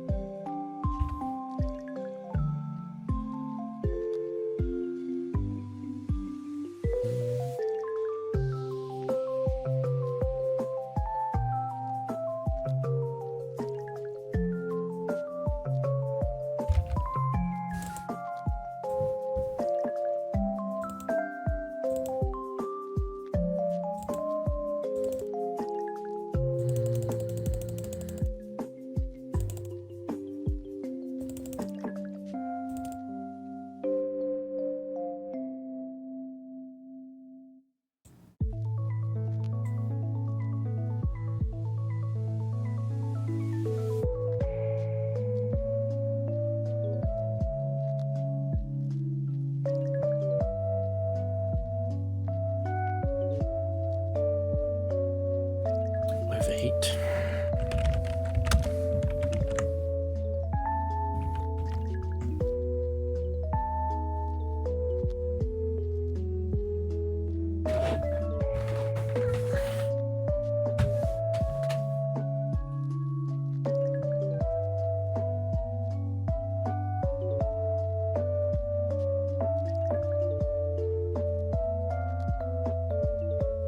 Need to be very careful about this.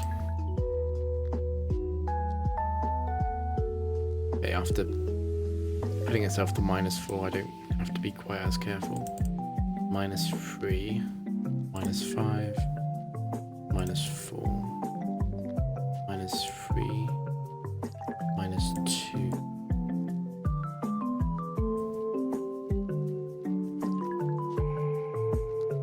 -4.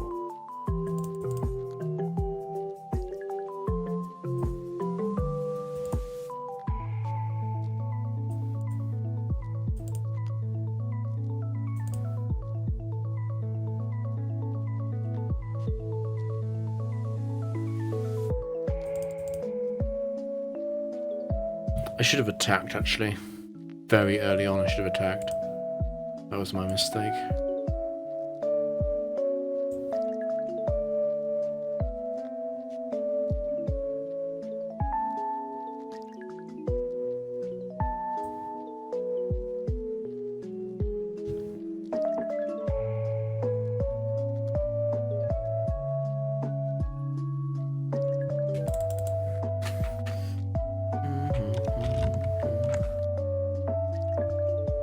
I think I might highlight that Super Cancer match because it's quite funny.